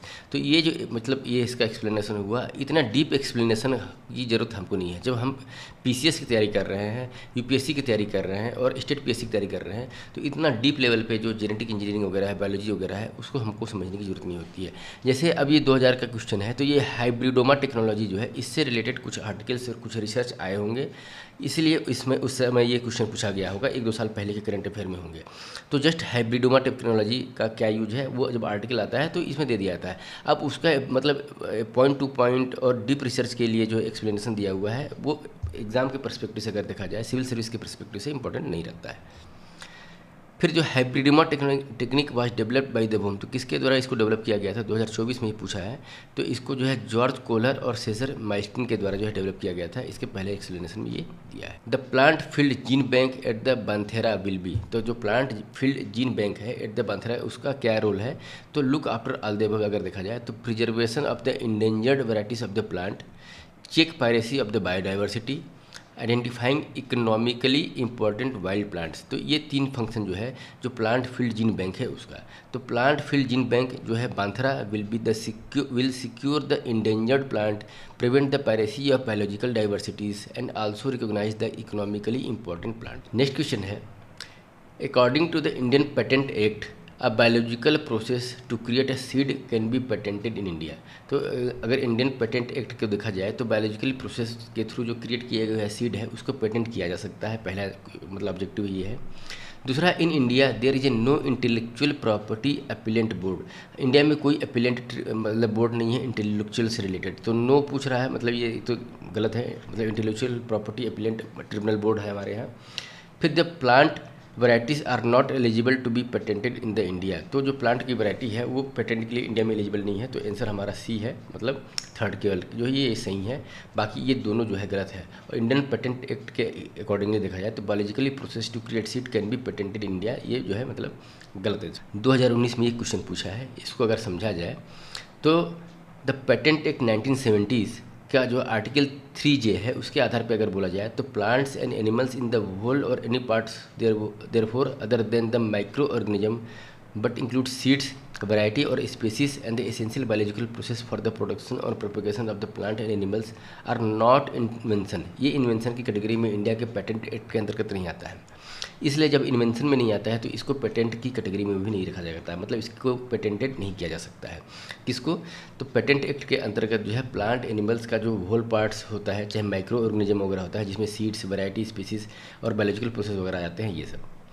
फिर जो है इसी के आधार पर अगर दूसरा statement देखा जाए तो intellectual property appellate board India में स्थित है, जो कि एक क्वासी जुडिशियल बॉडी है। इसको कंस्टिट्यूट किया गया था सितंबर 1958 में। इसका मेन फंक्शन था to decide the dispute under the copyright act 1957।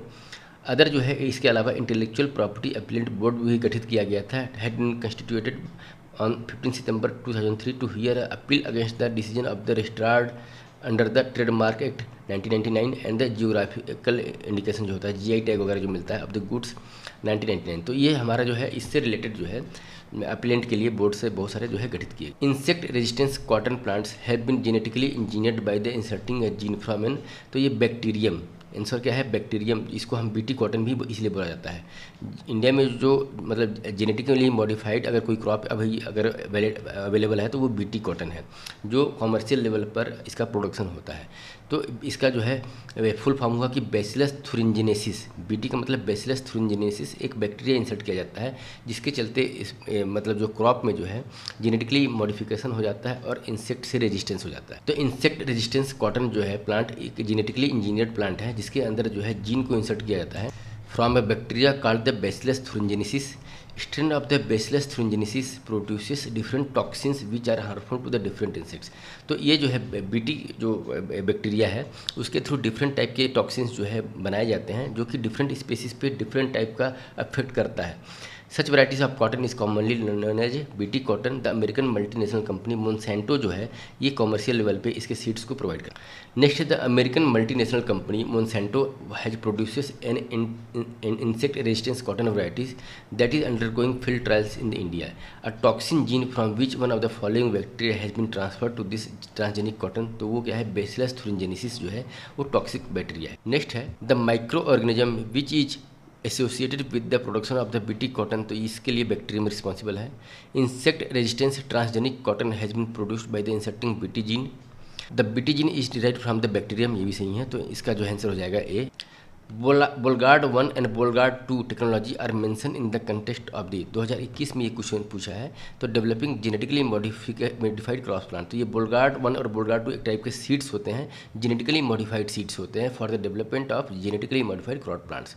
Bollgard 1 जो कि बीटी कॉटन का जो है एक तरीके से जीन टेक्नोलॉजी है. Is India first biotech crop technology approved for the commercialisation in the India in 2002.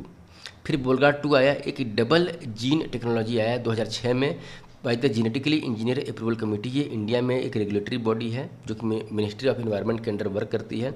और जितने भी मतलब जो है जेनेटिकली मॉडिफाइड क्रॉप्स वगैरह का अगर अप्रूवल देना होगा कल्टीवेशन के लिए तो इस अप्रूवल बॉडी का परमिशन लेना पड़ता है. तो बोलगार्ड 1 एक common cotton body. Bollgard 1 cotton provides a build protection for the cotton against destructive American bollworm Heliothis armigera infestation and contain insecticidal proteins from the naturally occurring soil micro organism. जो क्या है, bacillus thuringiensis. तो जो Bollgard 1 cotton है वो एक तरीके से जो बॉलवर्म टाइप का जो एक डिस्ट्रक्टिव अमेरिकन एक तरीके से इन्फेस्टेशन था उसके अगेंस्ट में ये वर्क करता है. फिर बोलगार्ड 2 टेक्नोलॉजी जो आया इसके अंतर्गत जो गत है जो है सुपीरियर डबल जीन टेक्नोलॉजी होता है जिसको हम बोलेंगे क्राई A1AC और cry 2AB beach provide protection against the bollworm. और साथ साथ जो है स्पेडोपेट्रा कैटरपिलर जिसके चलते जो है बॉल की जो है बेटर रिटेंशन ऑफ दी मतलब बॉल की कैपेबिलिटी होती है कि अपने लाइफ को रिटेन कर पाए, मैक्सिमम यील्ड प्रोवाइड करे, लोअर पेस्टिसाइड्स कॉस्ट और साथ साथ जो है protection against the insect resistance यहाँ पे बोलगार्ड 2 का हो जाता है. बोथ बोलगार्ड 2 एंड बोलगार्ड 1 जो है इंसेक्ट प्रोटेक्टेड कॉटन होते हैं जो कि widely planted around the world as an environmental friendly way of controlling bollworm. Bollworm क्या है, ये कॉटन को इन्फेक्ट करने वाला जो है इन्फेक्शियस जो है एक तरीके का पैथोजन है. Genetically engineered from the brinjal known as the BT brinjal has been developed. The objective of this. तो बीटी ब्रिंजल डेवलप किया गया था लेकिन इसको अभी जो है मतलब कल्टीवेशन के लिए जो है अभी मान्यता नहीं मिली है. और मान्यता देने वाली एजेंसी कौन सी है अपनी, तो जेनेटिकली अप्रूवल कमेटी होता है. जेनेटिकली इंजीनियरिंग अप्रूवल कमेटी जो है ये मान्यता देने वाली एजेंसी है. तो बीटी ब्रिंजल के कल्टीवेशन को अभी भी फुल्ली जो है कंसेंट नहीं मिला है कॉमर्शियल लेवल पे यूज करने के लिए. तो ये जो है बीटी ब्रिंजल जो है इसको बीटी ब्रिंजल के रूप में डेवलप किया गया. तो इसका ऑब्जेक्टिव ये है to make it pest resistance. Pest मतलब कीड़े से रेजिस्टेंस के लिए बीटी ब्रिंजल को डेवलप करने की कोशिश की जा रही है. तो बीटी ब्रिंजल ये transgenic brinjal created by the inserting a gene. इसमें क्या है कि जो ब्रिंजल में एक जीन इंसर्ट किया जाएगा cry 1AC from the soil bacterium bacillus thuringiensis into the brinjal. BT brinjal has been developed to give resistance against the Lepidoderman insects like a brinjal, shoot bearer, lucinodes, orbonials and fruit borer Helicobacter armigera. तो एक तरीके से जो है bacteria brinjal पे जो attack करने वाले जो बैक्टीरियाज वगैरह हैं, इंसेक्ट्स वगैरह हैं, उनके अगेंस्ट में जो है उनके रेजिस्टेंस के लिए जो है बीटी ब्रिंजल को डेवलप किया गया था by the inserting of cry 1AC जो कि एक सॉइल बैक्टीरियम है. इसको ड्राइव किया जाता है सॉइल से. इसको हम बोलेंगे बैसिलस thuringiensis को इंट्रोड्यूस किया जाएगा. BT brinjal has generated much debate in India. India में बहुत डिबेट हुआ इसको लेकर के. द प्रोमोटर्स से जो मतलब जो चाहते हैं कि बीटी ब्रिंजल का कल्टीवेशन हो जाए तो वो इसकी बेनिफिट को बताते हैं. वो बोलते हैं कि will be beneficial to small farmers because it has insect resistance. और साथ साथ जो है इसका यील्ड बढ़ने का भी जो है एक प्रोबेबिलिटी है. दूसरी तरफ जो इसके कंसर्न जारी करने वाले जो ग्रुप हैं वो बोलते हैं कि BT brinjal related to its possible adverse impact on the human health and biosafety livelihoods and biodiversity. तो दोनों इसमें जो नेगेटिव पॉइंट ये है कि ह्यूमन हेल्थ के लिए भी खतरा हो सकता है, बायोसेफ्टी के लिए भी खतरा हो सकता है, लाइवलीहुड्स एंड बायोडाइवर्सिटी भी जो है कोलैप्स कर सकती है. In India BT brinjal has was developed by the Maharashtra hybrid seed company Mahyco. Mahyco जो है इंडिया की महाराष्ट्र हाइब्रिड सीड कंपनी के द्वारा जो है बीटी ब्रिंजल के सीड्स को डेवलप किया गया था। Despite conducted field trial from the 2002 से लेकर के 2006 में इसका फील्ड ट्रायल किया गया था। फिर उसके बाद भी जो है a moratorium was issued on the October 2009 and government ban was the implemented in February 2010। तो मतलब अभी इसके कल्टीवेशन को गवर्नमेंट से मान्यता नहीं। Genetically modified BT brinjal is developed by the, तो इंसेक्ट रेजिस्टेंस के लिए इसको डेवलप किया गया। BT brinjal is a genetically modified brinjal. What are the reason for the peoples resistance to the introduction of the BT brinjal in India. तो BT brinjal का resistance India में क्यों किया जाता है, इसका क्या रीजन है। पहला ऑप्शन है BT brinjal is created by inserting a gene from a soil fungus into its genome. तो पहले तो सॉइल फंगस को इसमें इंट्रोड्यूस नहीं किया जाता, एक तरीके से बैक्टीरिया को इसमें इंट्रोड्यूस किया जाता है। कौन सा, बीटी। तो इसमें जो है ये गलत आंसर हो जाता है। The seeds of the BT brinjals are terminated seeds and therefore the farmers have to buy the seeds before every season from the seed companies. अब ये टर्मिनेटेड सीड्स है कि नहीं, अब आगे ऑब्जेक्टिव देखते हैं। There is an apprehension that the consumption of the BT brinjal may have adverse impact on the health. ये एब्सोल्युटली सही है, हमने पहले एक्सप्लेनेशन में समझा कि हेल्थ पे इसका निगेटिव इम्पैक्ट हो सकता है, मे बी एडवर्स इम्पैक्ट हो सकता है, इसके लिए इसका जो है कंसर्न जारी किए जा रहे हैं, विरोध हो रहा है। दूसरा क्या है, there is some concern that introduction of the BT brinjal may have adverse impact on the biodiversity. तो ये भी सही है कि अगर प्रोडक्टिविटी बढ़ जाएगी तो मोनोक्रॉपिंग को प्रमोट किया जाएगा, जिससे बायोडाइवर्सिटी जो है वो मतलब एडवर्स इम्पैक्ट हो सकता है। तो चौथा भी सही है, तीसरा चौथा तो हमारा सही है। दूसरा मतलब इस कॉम्बिनेशन में देखा जाए तो सी ही है, आंसर भी हमारा सी है। फिर genetically modified mustard, GM mustard जो है उसको डेवलप किया गया इन इंडिया में। Consider the following. तो जीएम मस्टर्ड से रिलेटेड समझा जाए तो GM mustard has the gene of the soil bacterium that gives plants the property of pest resistance to a wide variety of pest. फिर GM mustards has the genes that allows the plants cross pollination and hybridisation. GM mustards has been developed jointly by the IARI and Punjab agriculture university. तो इसका answer दिया हुआ है only 2। तो GM mustards has the genes that allows the plants cross pollination and the hybridisation, ये सही है, बाकी ये दोनों गलत। तो अगर समझा जाए तो इस जीएम मस्टर्ड जो है इसको इंडिया में डेवलप किया गया था, जिसको हम धारा मस्टर्ड हाइब्रिड 11 DMH11 के नाम से जानते हैं। ये एक genetically modified hybrid variety of mustards है, जिसका स्पीसीज को ब्रासिका जूनिसिया बोलते हैं। It has been develop by the professor Deepak Pental. Deepak Pental जो कि यूनिवर्सिटी ऑफ दिल्ली के मतलब जो है साइंटिस्ट थे, उनके द्वारा इसको डेवलप किया गया था। फॉर द, इसमें एम क्या है, to reduce the India's demands for the edible oil imports. अभी इंडिया में जो है अपने एडिबल ऑयल के लिए हमको मैक्सिमम इंपोर्ट पर डिपेंड रहना पड़ता है, तो उस इंपोर्ट डिपेंडेंसी को रिड्यूस करने के लिए इसको जो है डेवलप किया गया था। His team introduced several genes from the soil bacterium bacillus amyloliquefacius into the mustards that allow the plant cross pollination and hybridization. They can be cross pollinated Indian variety with the European variety to make new hybrid called DMH11. DMH11 यहाँ पे क्या हुआ, धारा mustard hybrid 11। The DMH11 has been developed by the scientist of the Center for the Genetic Manipulation of the Crop Plants, Delhi university का scientist के द्वारा इसको develop किया गया था। इसलिए केवल 2 स्टेटमेंट जो है, नंबर 2 स्टेटमेंट हमारा इसमें सही। Other than resistance to the pest, what are the prospects of which genetically engineering plants have been created? तो मतलब पेस्ट रेजिस्टेंस के अलावा और क्या उसमें क्वालिटी हो सकती है जेनेटिकली इंजीनियरिंग प्लांट्स। तो it to enables them to withstand drought के अगेंस्ट में विथस्टैंड कर सकती है, तो ये एब्सोल्युटली सही है। To increase the nutritive value of the product, तो ये भी सही है कि मतलब जेनेटिकली मॉडिफाई करते हैं, उसमें कुछ हम जो है प्रोटीन विटामिन के जो है कुछ ट्रेट्स, कुछ जीन्स वगैरह इंट्रोड्यूस कर सकते हैं, ये भी हमारा सही है। To enable them to grow and to do photosynthesis in the spaceships and the space station to increase their self life, तो सेल्फ लाइफ को इम्प्रूव किया जा सकता है। तो आंसर क्या दिया हुआ है, C1, 2 and 4।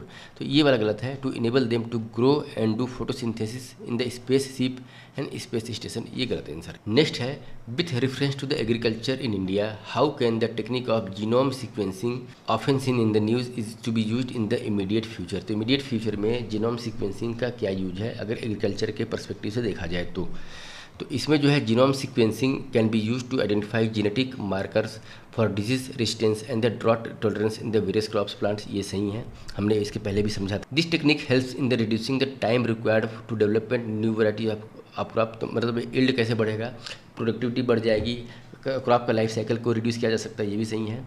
It can be use to decipher the host pathogens relations in the crops, तो आंसर डी दिया हुआ है, तो मतलब तीसरा भी हमारा इसमें सही है। तो 1, 2 and 3 तीनों जो है जीनोम सीक्वेंसिंग से रिलेटेड, एग्रीकल्चर पे क्या इसका प्रोमिनेंस है, इससे रिलेटेड तीनों से। Genome sequencing play an important role in the agriculture sector. इसका जो है यूज किया जा सकता है for the identification of the genetically indicator, जिसमें जो है which can essential for the developing property, जैसे कि disease resistance, drought tolerance in the crop. Genome sequencing can be helpful in the reducing the time required to develop new varieties of the crops. Also it can be used to understand the host pathogens relationship in the crop. फिर next question है, consider the following statement and choose the correct answer. The Flavr tomato जो है, Flavr Savr tomato जो है first genetically engineering crop produced to be commercialised. Ripe fruits of the Flavr remain firm for longer duration and can be transported to market after the vine ripening. Ripe fruits of the flower have color but not the full array of vine ripened tomato flavors. तो इसमें क्या सही है, तो इसमें ए और B जो है दोनों सही है, ये सी जो है गलत। कब का क्वेश्चन है ये 2016 में राजस्थान में ये क्वेश्चन पूछा गया है। तो Flavr Savr tomato is the first commercial grown genetically engineered fruit to be granted a licence for the human consumption. तो एक तरीके से जो ये टोमेटो का जो जेनेटिकली मॉडिफाइड चाहे जेनेटिकली इंजीनियर क्रॉप है, जिसको जो है एक तरीके से ह्यूमन कंजम्पशन के लिए परमिट लाइसेंस मिला हुआ है। The novel variety was developed by the insertion of an additional copy of the polygalacturonase encoding gene in the antisense orientation, resulting जो है reduced translation of the endogenous PG messenger RNA. फिर antisense PG gene is essentially reverse copy of part of the native tomato PG gene that suppress the expression of the endogenous PG enzyme prior to the onset of the fruit ripening. ये actual में इतना details जो है ये जो मतलब मैं biology के पर्सपेक्टिव से बोल रहा हूँ, और यूपीएससी चाहे हम स्टेट पीएससी की तैयारी कर रहे हैं उसके पर्सपेक्टिव से अगर समझा जाए तो ये दोनों में डाइवर्जेंस है। Flower saver tomato have improved harvest processing properties that allow the transgenic tomato to remain longer on the vine to develop their natural flavor, maintain firmness for the shipping and produce thicker consistency in the process. Next question है, इसमें technique और phenomena क्या है। The budding and grafting in the fruit plant, cytoplasmic male sterility, gene silencing. तो इसमें से कौन सा which are use to create the transgenic crops. तो दूसरा और तीसरा जो है साइटोप्लाज्मिक मेल स्टेरिलिटी और जीन साइलेंसिंग, ये दो टेक्निक जो है जिसका यूज जो है ट्रांसजेनिक क्रॉप्स के डेवलपमेंट में किया जा सकता है। Budding and grafting in the fruit से एक नेचुरल प्रोसेस है। तो साइटोप्लाज्मिक मेल स्टेरिलिटी और जीन साइलेंसिंग ये जो है न्यू टेक्निक है for the creation of the transgenic crop, जबकि budding and grafting is do not change the genetic structure of the plant. Next question है, bacteria, fungi, flowering plant, some species of the each of the above kinds of the organism are employed as a biopesticides. तो biopesticides के रूप में जो है तीनों का use, bacteria का भी, फंगी का भी और फ्लावरिंग प्लांट का भी यूज किया जा सकता है एज ए बायोपेस्टिसाइड। बायोपेस्टिसाइड्स जो है 3 मेजर क्लासेस होते हैं। एक माइक्रोबियल पेस्टिसाइड्स, जिसके अंतर्गत जो है consist of micro organism as the active ingredients होता है इसमें। Microbial pesticides can control many different kinds of the pest, although each separate active ingredients is relatively specific for the target. Example के लिए देखा जाए, the fungi that control the certain weeds and other fungi that kill specific insects. तो जैसे कि soil वेलिंग bacterium, जिसमें जो soil में रहने वाले बैक्टीरिया बेसिलस थ्रोंजिनेसिस जो है is commonly use to biological pesticides worldwide. नीम एक सबसे बेस्ट एग्जांपल होता है बायोपेस्टिसाइड्स के रूप में एज ए फ्लावरिंग प्लांट उसका यूज किया जाता है। Which of the following is a microbial insecticides. तो माइक्रोबियल इंसेक्टिसाइड्स के रूप में जो है बेसिलस थ्रोंजिनेसिस का यूज किया जाता है, जो कि एक soil bacterium. Bacillus thuringiensis is used as a biological insecticides के रूप। Indian farmers are unhappy over the introduction of the terminator seed technology because that seeds produces by this technology are expected to. तो जैसे नाम से समझ में आ रहा है कि टर्मिनेटेड जो सीड है वो 1 साल के बाद उसका लाइफ खत्म हो जाता है। नेक्स्ट ईयर हमको प्लांटेशन के लिए अगर उसी टाइप की टेक्नोलॉजी चाहे उसी क्रॉप को यूज करना है तो नए सीड्स का यूज करना। तो इसके चलते जो है फार्मर्स क्या है, give rise to plant incapable of forming viable seeds. तो जो प्लांट्स है वो वायबल सीड्स को नहीं फॉर्म कर पाएंगे, हमको नेक्स्ट ईयर जो है फ्रेश सीड्स को ही परचेस करके उसको यूज करना। तो Indian farmers are not happy with the terminated seed technology because it increases the chance to grow such a plant which are not capable of producing germinable seed. This technology work after the insertion of the three genes. The first gene ends the germination ability of the embryo. Recombination enzyme regulate when this gene will be active. The third gene control over recombination terminated technology is opposed by the farmers throughout the developing world because they would no longer be able to save seeds to reuse। यहाँ पे reuse वाला concept जो है terminated seeds में आ जाए कि reuse शायद ना हो पाए, दे जो फार्मर्स हो गए उनका जो प्रोडक्ट होगा वो unable to reuse their seeds, तो इसके चलते जो है इसका the controversial terminator technology backed by the developed nation seeks to provide. जो डेवलप्ड नेशन है वो टर्मिनेटर टेक्नोलॉजी को जो है सपोर्ट करते हैं। क्यों सपोर्ट करते हैं कि ये जो है जो डेवलप्ड नेशंस हैं वो सीड के एक तरीके से प्रोड्यूसर हैं, और जितना सीड्स टर्मिनेटेड होगा और नए सीड्स का डिमांड होगा उतना उसका कॉमर्शियल बेनिफिट जो है डेवलप कंट्रीज को। तो ये क्यों चाहते हैं, अब ऑब्जेक्टिव देखा जाए तो biotechnologically improved variety of seeds which are ensured to yield sterile seeds for the next generation, transgenic seeds which ensure no termination passage of food trade generation after generation. ये तो गलत हो जाता है बी। नेक्स्ट है the selective termination of the crop disease से related नहीं है। Hybrid seeds that can be eaten but not grown. Answer क्या दिया हुआ है, ए दिया हुआ है। तो इसका मतलब हुआ कि जो डेवलप नेशन है क्यों क्या प्रोवाइड करना चाहते हैं, तो ये बायोटेक्नोलॉजिकली इम्प्रूव वैरायटी सीड्स जो है प्रोवाइड करना चाहते हैं, जिसके चलते जो है ये इंश्योर किया जा सके कि जो इल्ड स्टेलाइज सीड्स है वो नेक्स्ट जनरेशन के लिए भी काम आ जाए। फिर नेक्स्ट है the terminator technology promotes the sale of which of the following that is are generated by it. तो transgenic fertile seeds, gene modified plant, genetically engineer seeds, sterile in the next generation. तो all of the above. Which of the following is a transgenetic plant. तो इसमें से कौन सा जो है ट्रांसजेनेटिक plant है, तो गोल्डन राइस जो है वो एक ट्रांसजेनेटिक प्लांट्स है। तो गोल्डन राइस एक ट्रांसजेनेटिक प्लांट्स है। It is a variety of rice produce through the genetically engineering to biosynthesize beta carotene, जिसको चलते बीटा कैरोटीन क्या होता है, एक विटामिन ए का जो है प्रीकर्सर है, मतलब बीटा कैरोटीन के बाद ही विटामिन ए जो है डेवलप होता है। तो इसमें बीटा कैरोटीन को जो है बायोसिंथेसाइज किया जाएगा गोल्डन राइस में in edible parts of the rice. The researcher was conducted with the help of the production of the fortified foods to be grown and consume in the area with the shortage of the dietary vitamin A deficiency. जहाँ पे होगी वहाँ पर जो है golden rice को है मतलब कल्टिवेशन किया जाएगा या प्रोवाइड किया जाएगा, जिसके चलते जो है words leading to cause the blindness among the rice. Vitamin A की डेफिशिएंसी से क्या होता है, ब्लाइंडनेस वगैरह हो रहा है, तो उसको क्योर किया जा सकता है। A rice enriched with the beta carotene promises to boost the health of the poor children around the. Next है the golden rice is a biotechnologically achievement to the benefit of the consumer as much as the farmers. The yellow color of this rice reflects a high level of beta carotene, a compound that is converted into vitamin A in the body. तो ये दोनों सही हैं और R जो है correctly ए को explanation मतलब एक्सप्लेन कर रहा है। क्वेश्चन है गोल्डन राइस इज, तो गोल्डन राइस क्या है, तो एक टाइप का transgenic rice having the gene of the carotene, और कौन सा बीटा कैरोटीन इसमें होता है जो कि प्रीकर्सर है विटामिन ए का, और इसको यूज किया जाता है to fight the deficiency of vitamin A, जिसके चलते जो है ब्लाइंडनेस वगैरह हो रहा था। तो हमारा आंसर हो गया D. The prime utility of the golden rice in combination of the vitamin A deficiency, the world's leading cause of the blindness which affects about 250 million children, lie in the richness of its kernel is। तो इसमें जो है बेटा carotene जो है दिया जा रहा है, इंजेक्ट किया जा रहा है। Golden rice is rich in the vitamin A, golden rice is a richer source of the vitamin A. फिर से वही चीज़ है, गोल्डन राइस का विटामिन ए से एसोसिएटेड है। For which desirable characteristics of the transgenic crop golden rice is produced, vitamin A के लिए जो है गोल्डन राइस को प्रोड्यूस किया जाता है। Golden rice contain beta carotene jeans which comes from the, तो इसको जो है पपाया से जो है इंट्रोड्यूस किया गया है। गोल्डन राइस जो बी कैरोटीन है अगर देखा जाए तो achievement in the field of biotechnology by the professor Ingo Potrykus and doctor Peter Beyer के द्वारा।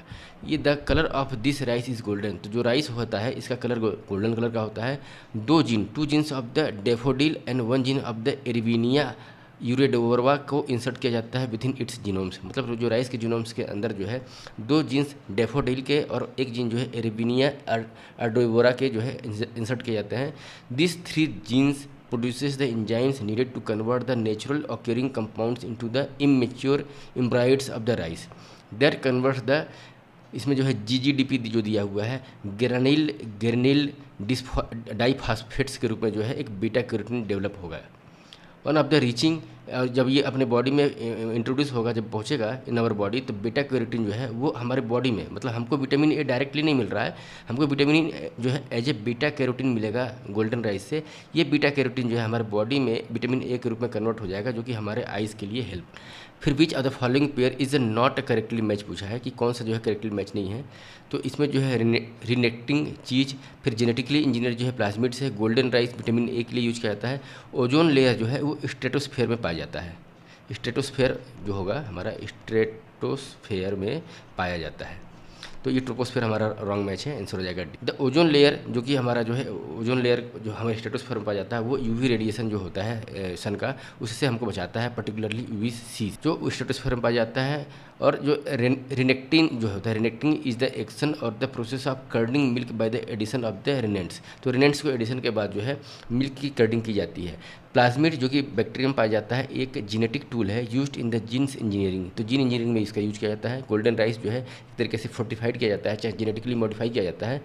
ट्रांसजेनिक राइस जो कि विटामिन ए के रूप में इंट्रिच रहता है। Super rice was developed bye, तो सुपर राइस जो है पीके गुप्ता के द्वारा जो है डेवलप किया गया था। तो सुपर राइस क्या है, is develop by the Gurudev Singh Khush, a chief breeder at the Philippines based international rice research institution. The research for the super high yield rice started in 1989। Gurudev Singh Khush is an agronomist वगैरह थे and genetics थे, who along with the mentor Henry Beachell receive the 1996 world food prize for his achievement in the enlarging and improving the global supply of rice during the time of exponential population growth. तो ये मैंने sorry ये जो पीके गुप्ता बोल दिया, ये GS खुश है। गुरुदेव सिंह खुश जो है सुपर राइस के मतलब डेवलपमेंट से रिलेटेड थे। और सुपर राइस जो है ये कहाँ से एसोसिएटेड थे, तो जो Philippines based international rice research institution है वहाँ से एसोसिएटेड थे। और इसका जो है रिसर्च 1989 में स्टार्ट किया गया था। इसको करेक्ट कर लीजिएगा आप लोग, जीएस खुश के द्वारा जो है इसको डेवलप किया गया था। पूरा नाम हुआ गुरुदेव सिंह खुश। इनको 1996 में वर्ल्ड फूड प्राइज से भी का अचीवमेंट मतलब इनको अवार्ड दिया गया था। नेक्स्ट है amniocentesis is the method use to determine. तो ये एमिनोसेंटेसिस जो है ये मेथड है फायदा फोइटस सेक्स को डिटरमाइन करने के लिए। फोइटस सेक्स मेल या फीमेल जो हम डिटरमाइन करते हैं, तो ये प्रोसेस होता है। अगर देखा जाए तो amniocentesis is also referred as a amniotic fluid test और द एएफटी टेस्ट। ये एक मेडिकल प्रोसीजर है use to prenatal diagnosis of the chromosomal abnormalities and fetal infection. It is also use for the sex determination. In amniocentesis a small amount of the amniotic fluid को insert किया जाता है which content fetal tissue is sample from the amniotic sac surrounding a developing fetus and the fetal DNA is examined for the genetic abnormalities. तो दोनों चीज़ें हैं, genetic abnormalities को भी लेकर के और सेक्स डिटर्मिनेशन के लिए भी इसका यूटिलाइजेशन किया जाता है। In the context of the development of the bio informatics the term transcriptome sometimes scene in the news. 2016 का एक क्वेश्चन है कि ये ट्रांसक्रिप्टोम जो है ये न्यूज़ में रहता है बायो इन्फॉर्मेशन से रिलेटेड, इसका क्या मतलब है। तो आंसर दिया हुआ है बी, मतलब the full range of mRNA। M मतलब जो है मैसेंजर राइबोन्यूक्लिक एसिड जो है, तो full range of the mRNA molecules expressed by an organism. तो ट्रांसक्रिप्शन क्या होता है, एक तरीके से हमको जो है mRNA मोलिकुल्स को जो है जो ऑर्गेनिज्म में होता है उसको हमको फुल्ली समझने में ये हेल्पफुल होता है। तो transcription refers to the sum of the total of the messenger RNA molecules express from the gene of an organism. Unlike जो दूसरे जीनोम्स वगैरह होते हैं विच इज रफली fixed up for the given line, the transcriptome can vary with external environmental condition. Who synthesize the DNA in the vitro. तो इसमें जो है डीएनए इन विट्रो को कौन सिंथेसाइज करता है, तो आर्थर कॉर्नबर्ग जो है वो सिंथेसाइज करता है डीएनए को। तो आर्थर कॉर्नबर्ग जो है synthesize the DNA in vitro, he won the 1959 Nobel prize in the physiology. तो आर्थर कॉर्नबर्ग को जो है 1959 में नोबेल पुरस्कार मिला था in the field of medicine. उन्होंने क्या किया था, डीएनए को जो है इन विट्रो का मतलब जो है with in body, in vitro का मतलब जो है बॉडी के अंतर्गत जो है उसको जो है डीएनए को सिंथेसाइज किया गया था for his discovery in the mechanism the biological synthesis of the DNA. Next question है biofilms can form on medical implants within the human tissues. Biofilms can form on the foods and food processing surfaces. Biofilms can exhibit antibiotic resistance. तो इसमें तीनों में क्या सही है, 2022 question है, D दिया हुआ मतलब तीनों का तीनों जो है सही है। कोई इसमें एक्सट्रीम वर्ड भी नहीं दिया हुआ है, एक जनरल स्टेटमेंट टाइप का जो है दिया हुआ है बायोफिल्म के बारे में। तो अगर हम बायोफिल्म्स के बारे में स्टडी किए हुए होंगे तो इसका आंसर देना आसान हो जाता है। बायोफिल्म्स क्या है, is a complex structure of the microbiome having different bacterial colony colony और single type of cells in a group जो कि अधेर करते हैं to the surface. Next question है बायोचिप कंटेंट। तो बायोचिप क्या कंटेंट होता है? तो इसमें डीएनए, आरएनए और प्रोटीन तीनों चीज़ें होती हैं।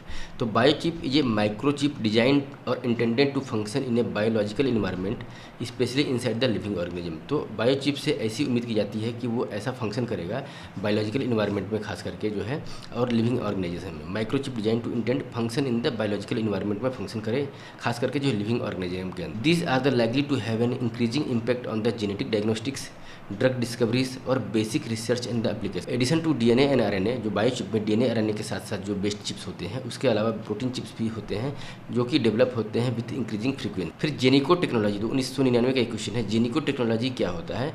तो technique for the pre information regarding the genetic disease. तो जेनेटिक डिजीज से रिलेटेड जो है प्री इन्फॉर्मेशन जो होता है वो टेक्निक जो है जेनिको टेक्निक बोला जाता है। नेक्स्ट है aerial metagenomics best refer to which one of the following situation. तो जो है एरियल मेटाजेनोमिक्स क्या होता है? तो ये होता है collecting DNA samples from the air in a habitant at one go. तो जो है collecting DNA samples from the air in a habitant in one go जो है वो होगा एरियल मेटाजेनोमिक्स। तो एरियल का मतलब भी हो जाता है एयर, तो एयर से जो है डीएनए सैंपल को कलेक्ट करना थ्रू द जो मतलब जेनोमिक्स का प्रोसेस है, तो उसको हम ये बोलेंगे। नेक्स्ट क्वेश्चन है, एक बार एक्सप्लेनेशन में समझा जाए तो मेटाजेनोमिक्स क्या होता है? Is the study of the structure and the function of the entire nucleotides sequence isolated analyse from the all organism in the bulk of the sample.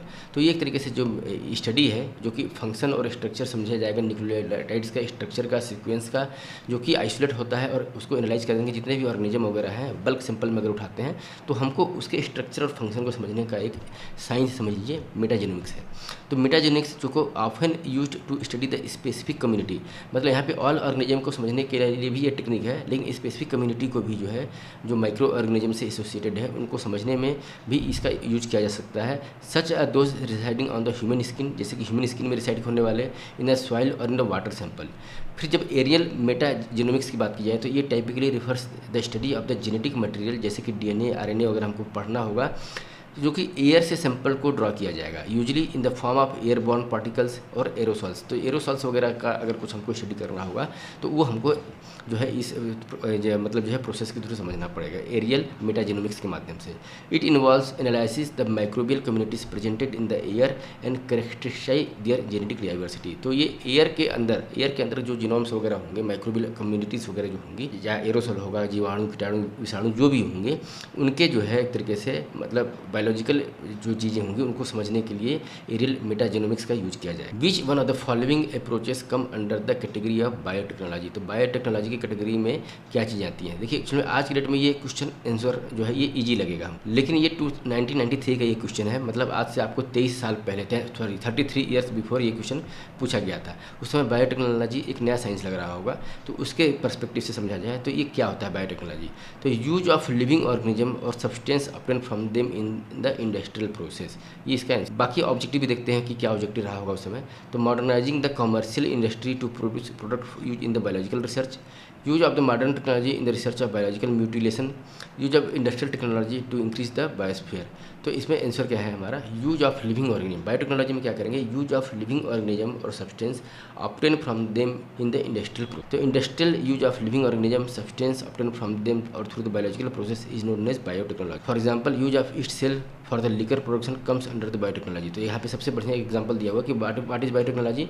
तो जो ईस्ट सेल से लिकर का प्रोडक्शन होता है through the process of fermentation. तो यहाँ पे fermentation जो हुआ जिसमें ईस्ट को जो फर्मेंट करके लीकर बनाया जाता है, ये एक बायोटेक्नोलॉजी का एक बहुत सिंपल एग्जांपल है। With reference to the role of the biofilters in the recirculating aquaculture system consider the following statement. तो जो है बायोफिल्टर से रिलेटेड जो है in the recirculating aquaculture system क्या मतलब स्टेटमेंट देखा जाएगा इसको। तो biofilters provide best treatment by removing the uneat fish feeds. Biofilters convert ammonia present in the fish waste to the nitrate. Biofilters increase phosphorus as a nutrient for the fish in the water. 2023 का है, तो इसमें answer दिया हुआ है only 2। अगर explanation समझा जाए तो circulating aquaculture system RAS are the unique engineered ecosystem जो कि मिनिमाइज करता है environmental perturbation by the reducing nutrient pollution discharge. तो न्यूट्रेंट पॉल्यूशन जो डिस्चार्ज होता है in the lake, in the pond, तो उसको एक तरीके से रिसर्कुलेटिंग एक्वाकल्चर सिस्टम के थ्रू कंट्रोल किया जा सकता है।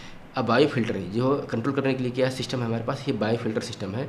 ये एक सिस्टम है to purify the water and remove the detoxify harmful waste product and uneaten feed into the जो वाटर बॉडी में। तो वाटर बॉडी में जो है बायो फिल्टर के थ्रू प्यूरिफाई वाटर को जो है और जो डिटॉक्सीफाई वगैरह को रिमूव करने के बाद जो है हार्मफुल वेस्ट प्रोडक्ट जो है चाहे अनइटेड फीड जो है ऐड किया जाता है पॉन्ड्स वगैरह चाहे वाटर बॉडी में।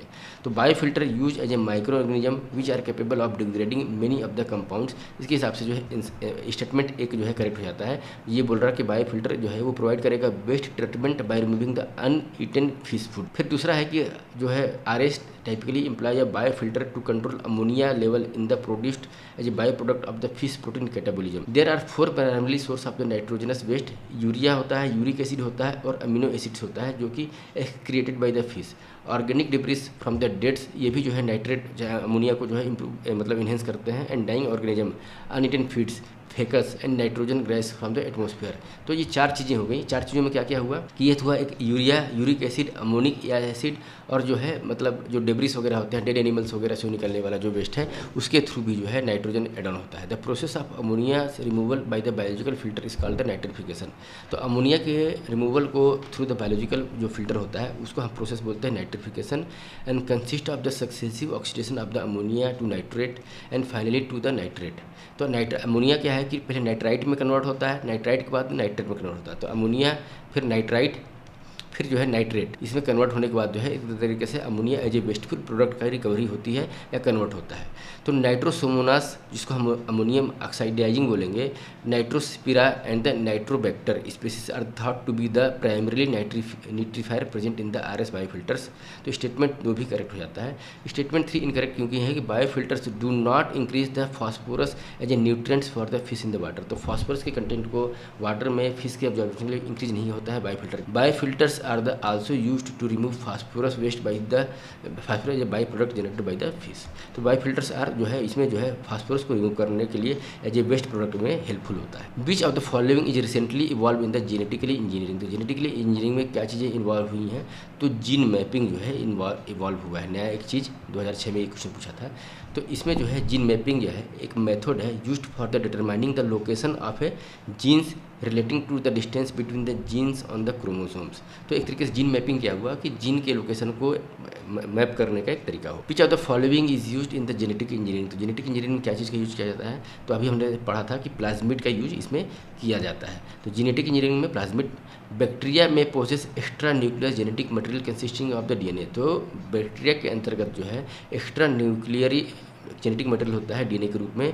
This extra nuclear cytoplasmic carrier of the genetic information between cells of the same species and even the between different species and genera are termed as a plasmid.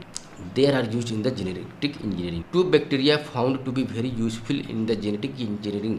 2 bacteria जो है genetic engineering में बहुत ही helpful होते हैं experiment में। वो कौन से हैं, तो वो है ई कोलाई बैक्टीरिया जिसको हम बोलेंगे एस्चेरिकिया कोलाई और जो है एग्रोबैक्टीरियम, इसको शॉर्ट फॉर्म में ई कोली बोलते हैं, और एग्रोबैक्टीरिया। ये जो 2 बैक्टीरिया है जेनेटिकली इंजीनियरिंग जो जी इंजीनियरिंग होती है जेनेटिकली इंजीनियरिंग में एक्सपेरिमेंट के लिए सबसे हेल्प। फिर जो है with reference to the bacteriophage, ये नया क्वेश्चन है 2017 का था। Bacteriophage the statement is are correct. कौन सा स्टेटमेंट इस पर करेक्ट है, तो bacteriophage are the virus that infect the bacteria. तो एक बैक्टीरियोफेज एक वायरस होता है जो कि बैक्टीरिया को इन्फेक्ट करता है, ये सही है।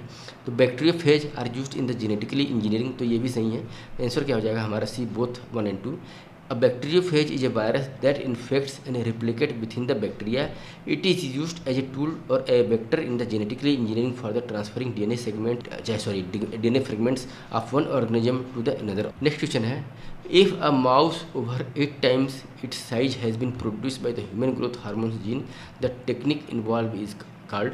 तो ये होगा जेनेटिकली इंजीनियरिंग टेक्निक जो होगा जिसके अंतर्गत एक माउस को ह्यूमन ग्रोथ हार्मोन इंजेक्ट करके उसके वेट को मतलब जो है उसके साइज को जो है लगभग 8 गुना उसके साइज को बढ़ाया जा सकता है, और ये टेक्निक होगा जेनेटिक इंजीनियरिंग। तो सच प्रोसेस टेक्निक जिसको हम जेनेटिक इंजीनियरिंग बोलेंगे, इसके थ्रू जो है not only the size of creature can be change और the traits can be change but also completely new organism can be form. ये भी बात सही है कि जेनेटिक इंजीनियरिंग करके न्यू ऑर्गेनिज्म को भी चाहे उसके एग्जिस्टिंग ट्रेट्स वगैरह को भी मॉडिफाई किया जा सकता है। नया blood cells, bone cells, hair strands, saliva, sample taken for the DNA testing in a criminal investigation can be. तो इसमें सभी चीज़ें हैं, बोन सेल्स से लेकर के ब्लड सेल्स से लेकर के हेयर स्टैंड्स और सालिवा, ये चारों में से भी जो है डीएनए के सैंपल को हम लिया जा सकता है। डीएनए की फॉरेंसिक टेस्टिंग जहाँ डीएनए फिंगरप्रिंटिंग हम कर सकते हैं। DNA fingerprinting has become a powerful tool to establish paternity and identity of a criminals in a rape and assault cases. Traces evidence such as hair, saliva and the dried semens are adequate for the DNA analysis.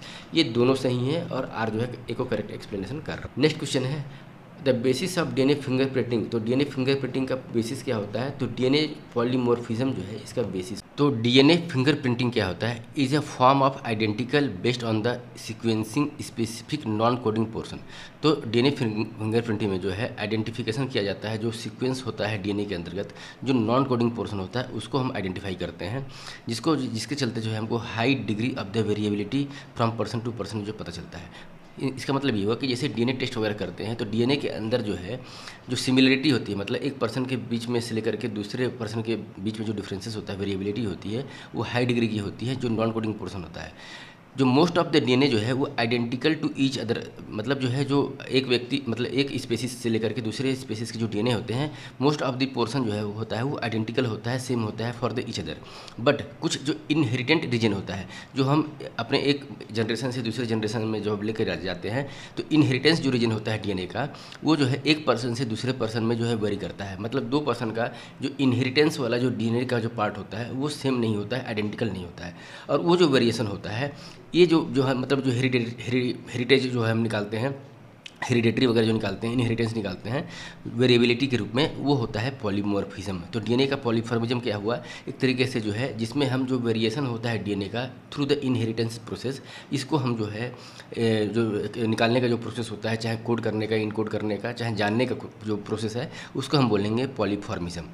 ये एक तरीके से basis है for the DNA fingerprinting. तो DNA fingerprinting जिसमें हम जो identify करते हैं इनहेरिटेंस, पैटर्निटी वगैरह, तो वो इस प्रोसेस को हम बोलेंगे डीएनए का polymorphism. DNA from every tissue, DNA जो है उसको एक्सट्रैक्ट किया जाता है from the any tissues of the skin, blood, saliva, bone, hair follicles, sperm, कहीं से भी इसको निकाला जा सकता है। From an individual so that same degree of the polymorphism, एक इंडिविजुअल व्यक्ति जो है same degree of the polymorphism जो है शो करता है। They become very useful identification tool for the forensic application. और ये जो डीएनए पॉलीमॉर्फिज्म है वो डीएनए के मतलब जो है आइडेंटिफिकेशन के लिए अगर देखा जाए, फॉरेंसिक एप्लीकेशन के लिए देखा जाए, तो सबसे यूजफुल टूल हो जाता है। और जो पॉलीमॉर्फिज्म जो है एक inheritance from the parents to children अगर हमको जानना हो तो यही प्रोसेस होता है जिसको हम डीएनए फिंगरप्रिंटिंग बोलते हैं। ये पैटर्निटी टेस्ट करने के लिए सबसे एक स्ट्रॉन्ग बेंचमार्क या बेसिस होता है। नेक्स्ट है which one of the following technique can be use to establish the paternity of a child. तो पैटर्निटी ऑफ चाइल्ड को अगर मतलब जानना है तो हमको डीएनए फिंगरप्रिंट किया जाएगा। और डीएनए फिंगरप्रिंटिंग जो है वो जो है डीएनए जो पॉलीमॉर्फिज्म था वो एक प्रोसेस था। इन द सेंस ये डीएनए फिंगरप्रिंटिंग जो है एक तरीके से ये रिजल्ट है, और उस रिजल्ट का जो प्रोसेस होता है वो डीएनए पॉलीमॉर्फिज्म जो होता है, पॉलीमॉर्फिज्म जो होता है, पॉलीमॉर्फिज्म के ही थ्रू जो है डीएनए फिंगरप्रिंटिंग की जाती है। Which one of the following is useful for the providing paternity. तो इसके अंदर भी होगा DNA fingerprinting. The latest technique use to establish the identification of a human being based on the biotechnologically principle is. तो DNA fingerprinting.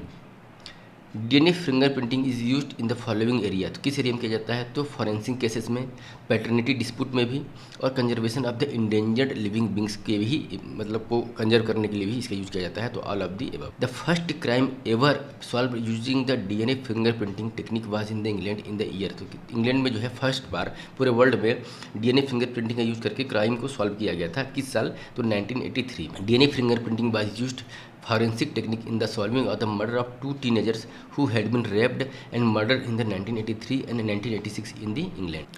फिर next question है in addition to the fingerprinting scanning which of the following can be used in the biometric identification of a person। 2014 में ये question पूछा है। तो इसमें होगा कि आयरिस स्कैनिंग, रेटिना स्कैनिंग और वॉइस रिकॉग्नाइजेशन, ये बायोमेट्रिक आइडेंटिफिकेशन में जो है एज ए फिंगरप्रिंटिंग स्कैनिंग के रूप में यूज किया जा सकता है। तो तीनों के तीनों है ये। बायोमेट्रिक आइडेंटिफिकेशन क्या होता है? एक डिस्टिंक्टिव मेजरेबल कैरेक्टरिस्टिक्स यूज किया जाता है for the label and description. Fingerprinting का एग्जांपल देखा जाए तो फिंगरप्रिंट्स के तो face recognition, DNA, palm prints, hand geometry, iris recognition, retinal recognition, gait, voice recognition, ये सब आते हैं फिंगरप्रिंट के अंतर्गत। तो ये एक तरीके से बायोमेट्रिक आइडेंटिफिकेशन का तरीका है। और बायोमेट्रिक आइडेंटिफिकेशन क्या होता है, एक इंडिविजुअल व्यक्ति का जो होता है वो डिस्टिंक्टिवली मेजर कैरेक्टरिस्टिक्स होता है। मतलब एक व्यक्ति का दूसरे व्यक्ति से सिमिलरिटी नहीं होती, चाहे हम फिंगरप्रिंट लें, डीएनए का टेस्ट करा लें, पाम प्रिंट कर लें, हैंड जियोमेट्री वगैरह, आइरिस रिकॉग्निशन, रेटिनल, वॉइस, ये सब चीज़ें जो है किसी न किसी रूप में, वॉइस भी अगर करते हैं तो कुछ न कुछ रूप में जो है ये डिफ्रेंसिएशन हो सकता है। इस तरीके से iris scanning, retinal scanning, voice recognition, ये तीनों जो होते हैं ये बायोमेट्रिक आइडेंटिफिकेशन के लिए यूज किए जाते हैं। The powder used for the developing fingerprints on the multi colour surface, तो कौन सा पाउडर यूज किया जाता है फॉर द फिंगरप्रिंट के डेवलप होने के लिए और मल्टी कलर सरफेस को जिससे आइडेंटिफिकेशन किया जा सकता है, तो इसके लिए फ्लोरोसेंट पाउडर का यूज किया जाता है। A new class of the organic base fluorescent powder can be used for the developing fingerprints on the non-porous surface, जैसे कि प्लास्टिक्स, पॉलीबैग्स, ग्लास और मेटल्स पे इसको किया जाता है। उसके बाद फिंगरप्रिंट लिया जाता है, उसके बाद मल्टी कलर्ड ग्लॉसी सरफेस जो है अपीयर होने लगता है। तो आंसर हो जाएगा फ्लोरेसेंट पाउडर का यूज किया जाता है for the developing of the fingerprints on multi coloured surface area पे।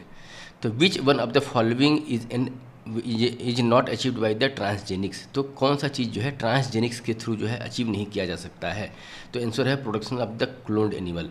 तो क्लोन्ड एनिमल को जो है through the process of transgenics जो है अचीव नहीं किया जा सकता है। एक्सप्लेनेशन अगर समझा जाए तो इन द बायोलॉजी क्लोनिंग क्या होता है कि एक प्रोसेस है for the production of the similar population of the genetically identical individual, in the sense जैसे बुफेलो है, तो बुफेलो को क्लोनिंग के थ्रू अगर हम प्रोड्यूस करते हैं तो सेम टाइप का बुफेलो जो है, मतलब उसी की प्रजाति से एसोसिएटेड बुफेलो जो है प्रोड्यूस किया जाएगा क्लोनिंग के माध्यम से। मतलब एक तरीके से क्लोनिंग हो गया duplicate. That occurs in the nature when organise such as bacteria, insects, plant reproduce asexually, तो क्लोनिंग एक तरीके से असेक्सुअली प्रोड्यूस किया जाता है सेम टाइप का जो है जिस प्रोडक्ट को हमको बनाना है। जैसे कि हमने यहाँ पे बताया कि मान लीजिए बैक्टीरिया, इंसेक्ट्स, प्लांट, बुफेलो कोई भी बनाना है तो एसेक्सुअली जो है प्रोडक्शन किसका किया जाता है। ट्रांसजेनिक प्रोसेस क्या होता है, इसमें एक एक्सोजेनस जीन्स को जो है इंट्रोड्यूस किया जाता है जिसको हम बोलते हैं ट्रांसजीन। तो ट्रांसजीन का मतलब है कि एक बाहर का कोई जीन इंट्रोड्यूस किया जाता है एक लिविंग ऑर्गेनिज्म के अंतर्गत, जैसे जिससे किया है कि organism will exhibit a new property, एक नया जीन इंट्रोड्यूस किया गया दूसरे लिविंग ऑर्गेनिज्म में, इसके चलते एक नया प्रॉपर्टी जो है वो एग्जिबिट करने लगता है उस नए ऑर्गेनाइजेशन में, जो ट्रांसमिट करता है that property of its spring, तो ऑफ स्प्रिंग में जो है दूसरी प्रॉपर्टी जो है ट्रांसमिट हो जाती है। Transgenic bacteria used to produce antibiotics on the industrial scales, new protein drugs and the metabolize petroleum products or the plastic for the cleaning of the environment. Transgenic animals are useful in basic research for the determining genes. तो ये जो है basic जो है मतलब अगर समझा जाए डिफरेंसेस। नेक्स्ट क्वेश्चन है change in the base sequence with in the gene is called, तो जो जीन के अंदर बेस सीक्वेंस होता है उसके चेंजेस को क्या बोलते हैं, तो म्यूटेशन बोला जाता है। द जीन म्यूटेशन क्या होता है, ये permanent alteration in the DNA sequence that makes up the gene, तो डीएनए का जो सीक्वेंस होता है उसके आधार पर जीन का फॉर्मेशन होता है, और इस डीएनए के जो सीक्वेंस को अगर चेंज कर दिया जाए तो इस प्रोसेस को हम बोलते हैं mutation, such that the sequence differ from what is found in the most people. Mutation क्या होता है, a range in the size they can affect anywhere from a single DNA building block to a large segment of the chromosomes that includes multiple gene. Next question है when one genes control two और more different characteristics simultaneously, इस phenomena क्या बोलते हैं। क्या question है कि जब एक जीन कंट्रोल करता है दो और उससे ज़्यादा के डिफरेंट जो है कैरेक्टरिस्टिक्स होते हैं जीन्स के अंतर्गत, तो उसको क्या बोला जाता है, तो उसको बोलते हैं प्लियोट्रॉपी। प्लियोट्रॉपी उसको बोला जाता है जब एक जीन्स जो है कंट्रोल करता है दो और उससे ज़्यादा के characteristic. Pleiotropy occurs when one genes influence the multiple seemingly related phenotypes traits, जैसे कि एग्जांपल देखा जाए तो phenylketonuria which is a human disease, एक क्या है फिनाइलेक्टोरिया जो है एक ह्यूमन डिजीज होता है that affects multiple system but is caused by the one gene defect, एक जीन डिफेक्ट होने की वजह से जो है मल्टीपल ऑर्गन्स को अफेक्ट करता है, जिसके चलते जो है mutation in the pleiotropic gene में have an effect on the several traits simultaneously. Other well-known example of the pleiotropy includes albinism और सिकल सेल एनीमिया, तो सिकल सेल एनीमिया, एल्बिनिज्म ये जो है प्लियोट्रोपी से एसोसिएटेड है। नेक्स्ट क्वेश्चन है in gene therapy to correct the functioning of the faulty gene, इसमें क्या किया जाता है, जीन थेरेपी के अंतर्गत जो है जो फॉल्टी जीन को करेक्ट करने के लिए किया जाता है, तो आंसर इसमें जो ऑप्शन दिया है उसके अलावा देखिए अगर क्या है, तो जीन थेरेपी क्या होता है, एक टेक्निक है for the correcting defective genes responsible for the disease development तो जो करेक्टिव जो डिफेक्टिव जो है जीन्स होते हैं उसको करेक्ट किया जाता है, जिसके चलते बीमारी आदमी में डेवलप हुआ है। जीन थेरेपी में क्या होता है, is design to introduce gene material into a cells to the compensate for the abnormal genes और टू मेक बेनिफिशियल प्रोटीन। तो जो डिफेक्टिव जीन्स को हटा करके नए जो है अच्छे जीन्स को इंट्रोड्यूस किया जाता है, जिसके चलते जो है एक बेनिफिशियल प्रोटीन जनरेट होता है और बीमारी जो है डिजीज़ जो है वो कंट्रोल हो जाती है। If mutated gene cause a necessary protein to be faulty और द मिसिंग जीन थेरेपी में be able to introduce a normal copy of the gene to restore the function of the protein. Gene therapy replaces the faulty genes और adds a new gene in attempt to cure disease. Gene therapies can work by the several mechanism. Gene therapy क्या है कि अलग अलग तरीके से work करता है, जिसमें होता है क्या कि replacing a muted gene that cause disease. तो जो डिजीज़ कॉज करने वाला जो जीन है, म्यूटेड जीन है, उसको रिप्लेस कर दिया जाता है with healthy copy of gene. तो जीन का रिप्लेसमेंट होता है। इनएक्टिवेटिंग द और knocking out the muted gene that is functioning improperly. जो इम्प्रॉपरली फंक्शन करने वाला जो म्यूटेड जीन है उसको बाहर कर दिया जाए। इंट्रोड्यूसिंग अ न्यू और modified gene into the body to help the treat to disease. तो इसके अकॉर्डिंगली अगर देखा जाए इस ऑप्शन में, तो बैड जीन एलिमिनेट किया जाता है, ये भी सही है जीन थेरेपी के अंतर्गत। Another good gene is inserted, ये भी सही है। अनदर जीन जो है इंट्रोड्यूस किया जाता है। The whole bad gene is replaced by the good gene, ये भी सही है। तो इसके आधार पर जो है कोई एक इसका सिंगल आंसर नहीं हो जाता। ए, बी, डी और साथ साथ जो सी क्या है, defective gene is stopped from the working. तो ये एलिमिनेट कर दिया जाता है। तो इसके लिए इसका मल्टीपल आंसर हो जा रहा है, इसलिए जो है इसका स्टार मार्क दिया हुआ है।